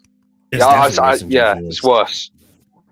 Yeah, definitely worse than João Felix. Yeah, I don't know how we can spend the amount of money we have, and we're 2 Januaries in. We're both of them. We're looking apparently at this sort of wild card number 10, whatever attacker. I don't get it. There's no, why are teams going to get Dybala? He's like the only reason you bring in Dybala is because Reece is lonely in the recovery room. Which he shouldn't be. Bro, I'm not even joking, bro. This guy was injured for a week or 2 weeks, sorry. Yeah. Came back for 2 weeks and got injured again. Hey, listen, Reece, don't be lonely. Chilwell will join you there in a few games. Bro, this guy barely goes a month without then getting another injury. Like, he had an injury over the summer, came back for a month, got injured again for a month, then came back, played a month, got injured for 2 weeks, and then, as I said, 2 weeks came back and got another injury, which he's currently out with. This guy, like, as I said, he's played 19 games this season. He's missed 11 of them. That's crazy, bro. That's so crazy. Yeah, I'm all right. I'll pass on that. Another player that also has been rumored with us, by the way, as we transition to the other topic, is Ahmeds Onana. Oh, Let's see what you guys think. If this is true, I don't know what the source is. Oh, it's right here. Chelsea are in the race with Arsenal to sign Everton midfielder Ahmeds Onana, according to Newsbald Sport. Why? Isn't Onana? Hi, Why? Hi. Why? No, but why though? To do what? To play where? Replace Enzo. Oh my God. Hey, all I'm saying, Arsenal links to him, man. You can tell Arteta played for David Moyes. No, but he's not even a DM. I don't know what he is. I can't lie. Was he number 8? 8. He's a number Yeah, 8. like he's bro. When I've watched him play, his best moments come when he's driving forward with the ball. I wanna make it clear. I actually think Onana's a good player, but like he's what Chelsea fans think Gallagher is in the best case scenario. Yep. That's Okay. it, right? Which is cool. I have time for players like that in a vacuum, but we spent 220 mil on Caicedo and Big Enzo, up, Lewis. 60 mil on Lavia, and 25 mil on Chukwu. No. Stop just buying and stockpiling center mids, guys. Fucking figure it out. Okay. Exactly. The only midfielder I'd go for, and I kind of had to be convinced of this and convince myself of this, the only midfielder I'd be comfortable going for because of how good he is, and I think it would make sense in terms of with Lavia going forward, is Palhinha. He's the only dude. The only You didn't one. really have to. You didn't have to really do too hard to convince yourself. No, I of that, did, did you? like the thing was I had to question like how it works if I would play a midfield 3 or a midfield 2, and like depending on what the problem is like he's not a problem, but Nkunku's the like odd piece in this. Like either Nkunku or Enzo are the odd piece in this, which is really annoying because like either or Caicedo actually is the odd piece in this. If anything, is Nkunku or Caicedo, because you've either got to use Caicedo as a DM, which isn't how you get the best out of him as we're seeing this season, as like just a pure DM, or you have to use Nkunku either on the wing or up front if you play like a midfield 3. So like I don't think so. I think a smart manager plays Nkunku as a false 9. yeah, potentially, but then as you said, a smart manager, and I think with this manager it would be fucked. But like that, if smart manager. Yeah, true. Yeah, but like, yeah, I think if you were to get Palhinha and you do him as the 6, and then it would allow Caicedo to do his Roman stuff he likes to do, is more comfortable doing, and gives Enzo more license to go and do stuff, would be positive. But he's the only dude. Outside of him, there is no other midfielder we should be touching with a barge pole. No. And the thing is, right, as good as Onana is, and I like him, but we have too many midfielders anyway. We have Chukwu. We do. We've got Santos out on loan. We've got Cassidy out on loan. We've got too many midfielders to want to spend money on another one. Prime. That's not even mentioned. We haven't even mentioned the elephant in the room yet either. Gallagher, who is still here, Lavia, and still continues to play. No, not Lavia. Did Prime mention him? Gallagher. The elephant in the room. Oh yeah, my bad. Well, play, while we're who on still that continues topic, for at least while the manager is here, be the first choice name, the first guy on the team sheet above everyone else. and So like, Gallagher if he's constantly playing in the midfield, where do these other guys fit? Would Onana be the Gallagher replacement? Like, I would make hope. sense. If we're That's buying the a case. Gallagher replacement, then I don't really know what to say about the direction of this football club. I don't think that's a profile you need to have in a team. Come on, Peter. He's proper Chelsea. Okay, so is that Band of Brothers looking dude Alfie Gilchrist, but like, who gives a fuck, man? And the brothers looking dude. Oh Who my gives a God. fuck? Hey, yes. Peter hates Alfie Gilchrist too. Let's go, man. Yeah. No, just like, guys, he's cool. He looks like he cares a lot. That's great, but like, that's a 5'10" center back who's not natural playing fullback. We didn't have Wait, time he's for 5'10". Chalobah. Yeah, he's 5'10". We just looked at everyone's heights. Wow. We didn't have time for Chalobah playing in that role, and we seem content to push Chalobah out of the club after 2 years, despite him actually not doing much of anything wrong, in my opinion, at least from what I can recollect. Yeah. Right? I agree. Chalobah's at least 6'2", played at a higher level, was part of our back line when we were in some crazy form, has had some major moments for us, has actually earned the respect of everybody, like in terms of the fans, and we're gonna let that go. So why are we gonna lie and say we're gonna be as attached to Alfie Gilchrist in 2 years as we are now? Like it's all an emotion thing. It doesn't fucking matter. That guy could end up playing for fucking Stoke in 3 years, and no one would give a shit. True. It doesn't matter. And like also, it's not like he brings something that we don't have. Yeah, it's not like he's gonna play over Gusto or Reece James when. Hey, he's not a better defender than either of them. If he was left-footed, by the way, I would completely change my tune and say, hey, he could play left back. But the fact that we're taking our best right back and making him play left back to play this kid makes no sense. And you know what's funny, Peter? We have a left back in our academy who's English that people would love, and we don't use him. Bro, I don't fucking get it. We have an academy player that we're. Hey, Prime, he doesn't have the John Terry co-sign, you know. He came from Derby. No, but he's white though, so he has the English cosign. No, I'm talking about Gilchrist and Williams, not thingy. Well, on the topic of academy players and building a team around them, let's go ahead and bring back the whole Gallagher thing, right? Conversation between Chelsea and Connor Gallagher's agents are ongoing, but it is understood that if a bid at the right price was to come in, Chelsea would be open to selling, according to Alex Hallwell. We continue on. If Connor Gallagher can be moved on, Chelsea are ready to attack Amadou Onana situation, is what I'm told, according to Darko. So, you guys... You know what's even worse about this, by the way, guys? They don't even fucking play the same position in this system. Yeah, I was gonna say before, I would prefer if we just. I mean, you can go for Onana, but why not just play Caicedo in that position? Caicedo has the ability to press like Gallagher and probably would do a better job and more efficient job at deciding when to tackle. I mean, I'd rather Caicedo. They don't play the fucking same position. Like I don't. Wait, so. We bring in Onana in to be our 10 to replace Gallagher as our 10. That's what I'm saying. Yeah, why don't we just get to chorus? That's really what I'm hearing. Just bring back I tell you what, Pete. I know what Peter wants. Peter wants full Dyche ball, where you're seeing like a centre midfielder, like a box-to-box midfielder pay 10 like Ducore or like that sort of thing. That's what he wants. I don't have a problem with it, man. I don't have a problem. I respect hoopers. I'm here. I'm preparing for our next manager, mate. I don't know what you're doing. wait, Peter, who do you think our next manager will be? Sean Dyche. I'm ready. Yeah, let's continue on. Tell me you guys wouldn't be captain. I mean, he is underrated. I will give him that. Tell me you guys wouldn't like secretly love it though. Long as Sean Dyche does not fall into the whole like proper Chelsea thing, I'm fine with it. You know what? As a meme, but not really. As a meme, but not really. Like, if we could get if I could sign one player from Everton and actually be Dwight McNeil strictly to play left wing back.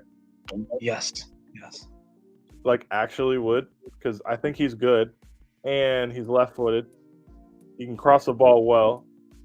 His injury record, granted, our medical staff might be hitting people in their legs with steel bats. I don't know.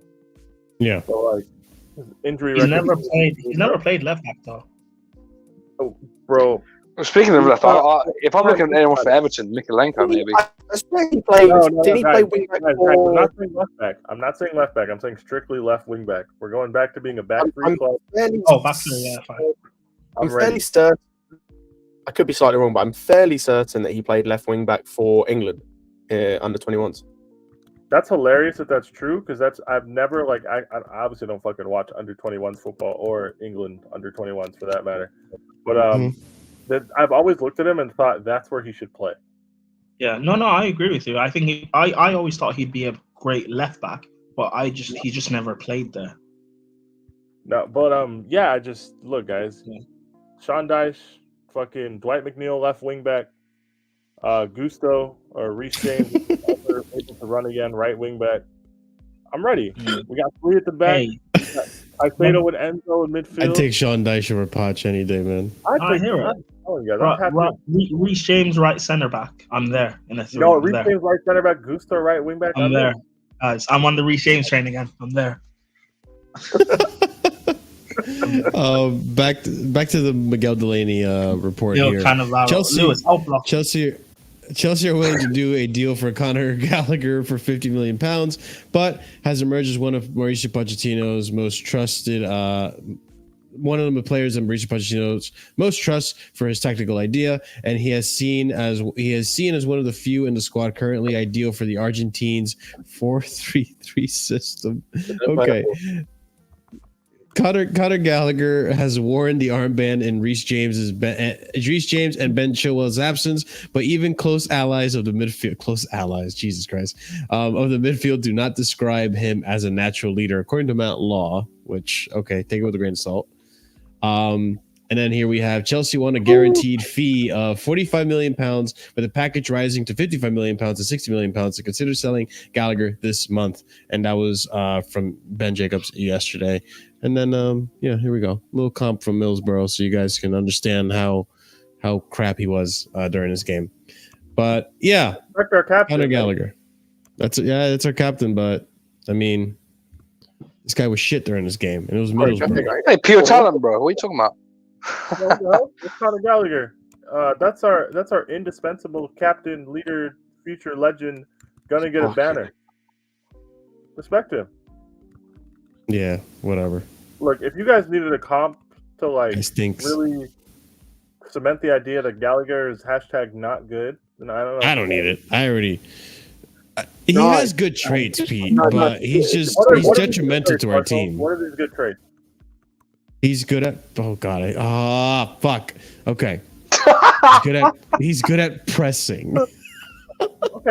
I actually disagree with that, by the way. I don't even think he's good at pressing, by the way. Like in terms of, I don't think he's good at pressing in terms of like doing it in an organized way. Let me rephrase that, then. Let me rephrase that. No. You guys think if you close people down automatically, you're good at pressing because they think that's he's good at pressuring the opposition. How about that? He's not. Marshall, you're wrong in that. His best attribute is his engine. That's his best attribute is his engine. That's it. Just running. It's not pressing because he presses terribly. He presses terribly. You know what Gallagher is? He is like, how do I describe it? You know when you give like a toddler or a young kid a lot of candy, and they're on a sugar rush. That's what Gallagher is. He's just a mess. He just runs around the place. Just a complete mess. I'm even clocked. He doesn't. I'm fully clocked because like everyone says he presses. He doesn't even press well. His pressing is terrible. Like there are so many games where he goes to press and just, he doesn't cut the passing lane. Doesn't do anything. Doesn't even press a player. And then it gets played through so easily. He's not even a good presser. At least with Mount, he was a good presser. Know what you will about Mount, he was a good presser. What was the game before Wolves? Sheffield. That game. Okay, I noticed something, and I don't know if you guys picked this up, and I probably have to go back and fucking sit through the torture of watching some of these games back to really see if this is a trend or if this is just something that started very recently. Conor Gallagher is the person who initiates our press when opponents begin their build-up like in their own box. The person behind the striker is the person initiating a press. I feel like we did that under Mount, though. Isn't that what you just asked? No, we didn't. No. We didn't? I feel like Mount did the same thing. No, Marshall. Mount did it on the wing, though. That's the difference. Marshall. There is a single team in world football that presses, where I understand what Peter's saying. There's a single team in world football that presses outside of maybe Manchester City, and that's because of the way they press. Striker is not the person initiating the press. But think about it, right?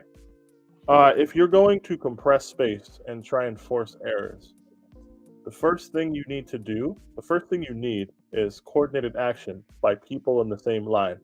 I think I talked about this last time I was here, but generally out of possession, you have 4 lines of players of your 10 outfield players, right? You've got the person up front, person and or people up front. You've got your midfield in 2 different lines. You never want your midfield to be in one horizontal line because then you're too easy to get played through. And then you've got your back line. Usually on your second midfield line, you've got your fullbacks pinching down on wingers and stuff like that, right? If you're going to squeeze space, you either need to initiate from the back, which is mad risky because you're essentially playing an offsides trap with limited pressure on the ball in any given moment, when any deep run can just completely destabilize your team. We saw this, I want to say, with Unai Emery's Arsenal at times. Like, we saw them trying to step up and play, but they're not pressing from the front. So you give Premier League players time to pick passes, and you get picked apart, right? Typically, though, a press is initiated by the person in the front. You're trying to force people into areas. It is a trigger. Once they see that trigger, they have to respond in a certain way. For whatever reason, our trigger seems to be the guy behind the striker. So what happens is he vacates his zone. People have to step up into that zone. It's too large of a distance to cover, so you end up with these hilarious-looking screenshots and crazy basketball transitions that end up being like 4v4 from settled possession. Because Gallagher as a player doesn't know how to press properly, so he doesn't press side on, he doesn't press where he like cuts the passing lane at the same time, which is like what you're meant to do as a smart player. He's easy to play through, so he doesn't even press well. So he's not initiating the press, and he presses terribly. Scott and Peter, do you think that is Gallagher or Poch? Both. Both. Because coaching-wise, if the second person, or if a person on line 2 is initiating your press, the person on line 1 shouldn't even be on the pitch. Or you should swap that person on line 2 with person on line 1.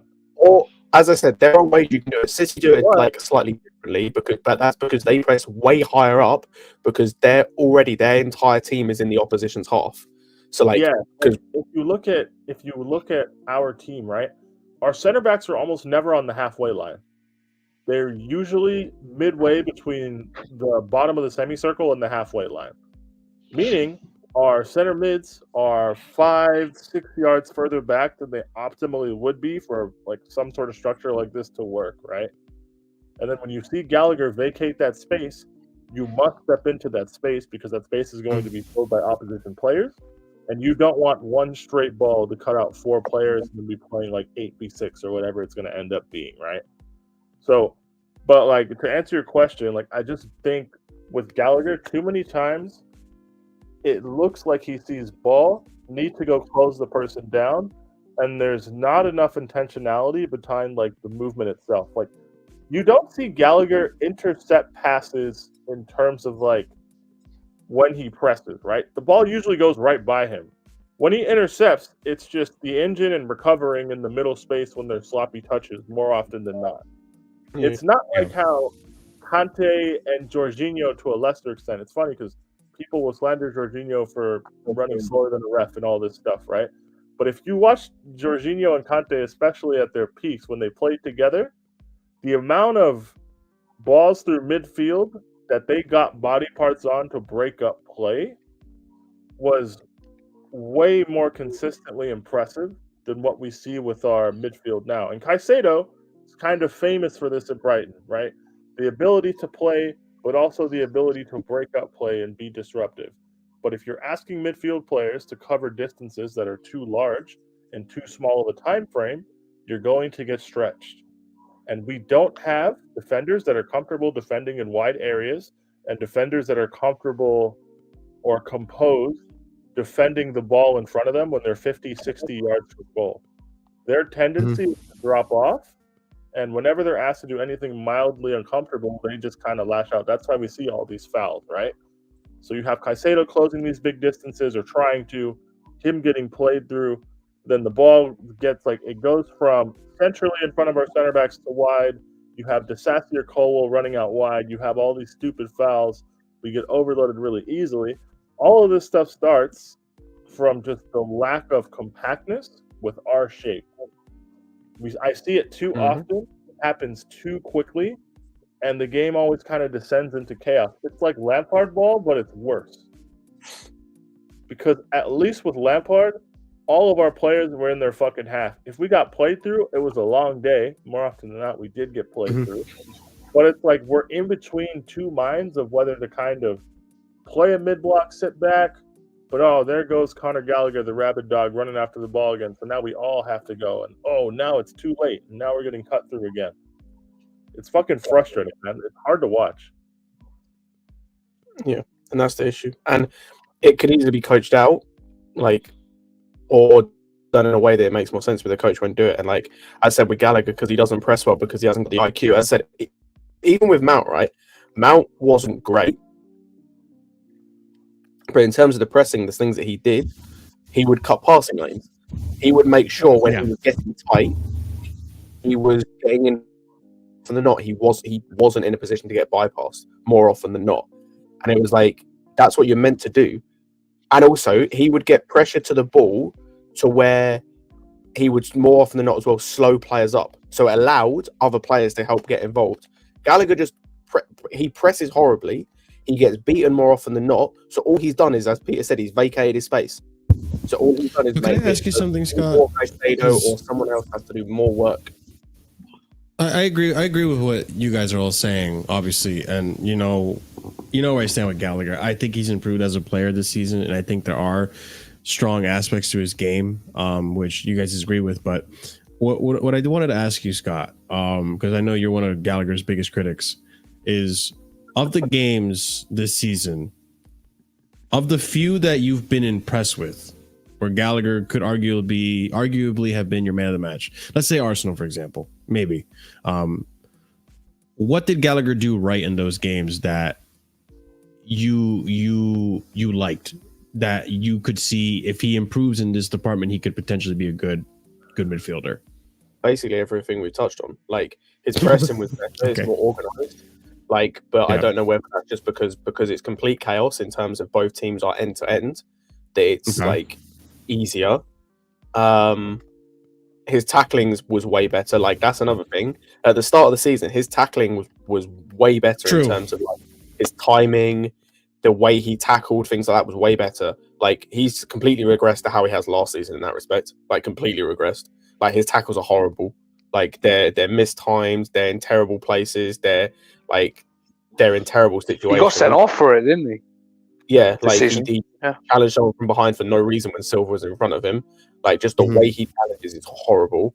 But yeah, like, and this is it's the things he has to improve on. To me, are way too much effort for a guy whose ceiling is at best a solid piece in a top 4 team. At best. Like, his passing isn't good enough. His shooting, as we've seen this season, is nowhere near good enough. True, I agree. Reading of the game in terms of like the what's going on around him, in terms of seeing plays either develop for the opposition or for on the ball, his own team isn't good enough. Yeah, there's just too many things. Like he's got a good engine which can be useful, but a good engine is useless without the other tools. Well, we saw that with Kante. Kante had a fantastic engine, but he also had the like awareness of where to be. He was also knew how to press well, as Peter touched on earlier.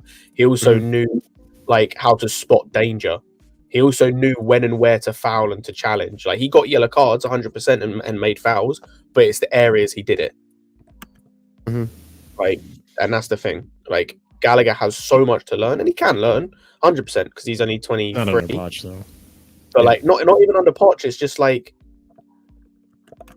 it's a little bit under Poch, but it's just like he's not learning anything in his team, and it's like he didn't learn last season either. So it's not even just Poch. Like he didn't learn anything last season. Like he got the second most minutes in the team last season. He was terrible for basically all of them. And Chelsea are not a team or a club where he can be afforded to have like a free role to perform. Like remember when he was on loan at Palace and people were talking about how great he did. That was because they had a platform where I think their midfield pivot was it Schlupp and Hughes. Well, I don't know, they didn't play Doucouré. Doucouré wasn't there at that point. I don't think they played more often than not that season. They played a midfield three with Milivojevic at DM and Schlupp next to it, like on the left, and him on the right. Yeah, but it was basically but basically turned into a 2 because they gave Gallagher the freedom Yeah. We're not a club where we can give a player of Gallagher's limited ability freedom. He's and the not thing a is, hazard if you that like, deserves that role. I got shown this before he joined. If you go and look at like his like stats in terms of from Palace, most of his highest metrics in terms of like if you were to look at like what metrics he was tackling, even though he did really well going forward, a lot of his best like metrics were tackles. And it's like he went, I think, 13 weeks or 13 games, something like that, without a goal contribution.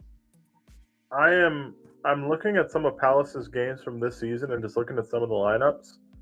It was Kouyaté and either Hughes, Milivojevic, or MacArthur who played behind him. So it was definitely like you had a base of two, you had a pivot of two in front of their back four, and then you had Gallagher, and then you had your front three. So he wasn't playing with like real pivot responsibility. He did at the back end of their season, and they won like three of their last like 10 games or something. Gallagher, man. And also, well, with the development thing, he could develop, but the problem is there are at least 3 midfielders at the club. I'd argue 4, depending on other positions. Like, I'm not even talking about Nkunku. I'm talking about like behind Nkunku, there are like another 4 other midfielders who I think are either better now or whose ceilings are much higher. You're referring to the ones that are loaned out, like Casually? No, bro. I'm referring to Enzo, Lavia, Caicedo, and Carney. Okay. Fuck the ones that are loaned out, bro. I didn't even get to them. Like, I'm talking about the ones that are here. And fair point. I would argue he's not better than any of those. If you want to use the argument he's better than Carney, cool. Carney's ceiling is way higher. So I'm obviously going to put more effort into trying to get him to his peak. I think people will be reminded once Carney comes back. And also, the difference is as well, compared to someone like a Mudryk, right, who's in a similar boat where it's like he's got a lot of things he needs to improve on because he's quite raw. No one's coming in with a £50 million bid when the guy's got 18 months left on his contract. Like, that's the biggest thing. Is like, this guy is subject to a bid, which is more than he's worth. Like, you'd be stupid not to accept that. Hey, Scott, don't say never, because we saw what happened last summer by a certain player. A year, don't say never. Yeah, I mean, we're good at selling players, but time will tell. It doesn't look like he's going to leave this window. It might be in the summer, but who knows? Time will tell. If the right offer comes in for Gallagher, he could be gone next week. So, and I wouldn't be upset about it. And if he stayed, I wouldn't be upset about it. I think we will see, all in due time. But with that being said, ladies and gents, that's the Casually Chelsea show. Thank you, everyone, for being here. Big up to the panel. We did a nice 3-hour stream, which I always never expect, but we always get to it somehow. So big up to everyone in the chat. Big up to everyone who joined us for the show today. I appreciate all of you. Be sure, if you haven't done so already, and I do appreciate those of you who have, smash up that like button. Get us to 40 likes at least. We're really close. And then subscribe if you haven't done so already, because we're also getting really close to reaching 22.400. So yeah, get us there. We're on our way to 3K. So help us grow. Yeah, we're almost there. We're almost midway through. So help us get there. I really would appreciate it. And I'll throw you guys a 3K party when we do it. All right. So help us get there. Big up to everyone watching. Smash up the like, subscribe, bell notification. Check out the links in the description below. Leave a comment. Let us know what you liked in today's show. Also, let us know, your favorite part, and let us know your thoughts on everything we discussed today. I always do engage with the chat from time to time, in a good way, sometimes in a bad way. But yeah, by all means, leave a comment, let us know. And then big up to everyone who is of the proper casual and higher tiered membership, which always gets a shout out at the end of every show. And that's going to go out to OG Turbo Jesus, Dark, Scott, Adrian, Will, A. Solomon, and now newly promoted member Hassan, who joined in at the Cement Mixer Gang, the highest tier. So next call-in show, Hassan, you are starting. But yeah, big up to all you guys. We're going to be rating United Spurs of America. So my fellow American, Jacob, really awesome content creator, funny guy. So go show him some love or hate. He's a Spurs fan after all, so we don't gotta really respect him. But go ahead, copy and paste that raid message over on his channel, and I will see you guys there. And also, guys, I will say, be ready for a jam-packed weekend. There will be a stream tomorrow after the game. Andrew will be hosting it because I will be away, and probably will be missing the game for better or for worse. What time is and it going to be? the stream will be Probably 10 p.m. I told him UK. 10 UK time. So same time we started today, pretty much. Oh, man. Yes. During the fucking NFL playoffs? What's wrong with you, man? Fuck. Sorry, bro. I don't watch NFL. Also, guys, Sarcasm City, we will be doing watch-alongs for AFCON. There you go. We did our preview today, so tomorrow AFCON starts at... I didn't know there was going to be a plug here, but go ahead, yeah. Oh, sorry, Marshall, my bad, sorry. It's so good. I'll bring this up with me before. I'll pay you later, sorry, my bad. All right. Yeah, slide it under the table. What's the opening game, Brian? Ivory Coast. Versus... Yeah, Ivory Coast, Nigeria? Guinea. No, Guinea, right? Oh, Guinea. I might watch that, you know. What's that? Jurassi. I can't think of any other Ghanaian players. Oh, what's his name? Keita. Yeah, I might watch that. And Yeah, then, we'll be but that, So yeah, tune in for that. We'll be doing watch-alongs more or less every day. We just did our preview earlier today. The game starts at 8 o'clock, I think. So we'll be live 15 minutes beforehand. So yeah, tune in on the Twitch. so there you go. If you guys, I'll go ahead and put the link in the description below. But if you guys want to watch AFCON watch-alongs with Prime, our homie Flawless, and all of them, man, go ahead and check that out. But with that being said, Sunday we will also have another show. What show it'll be, we'll let you know. But that being said, y'all have a wonderful night. Stay casual. See you over on United Spurs of America. Peace.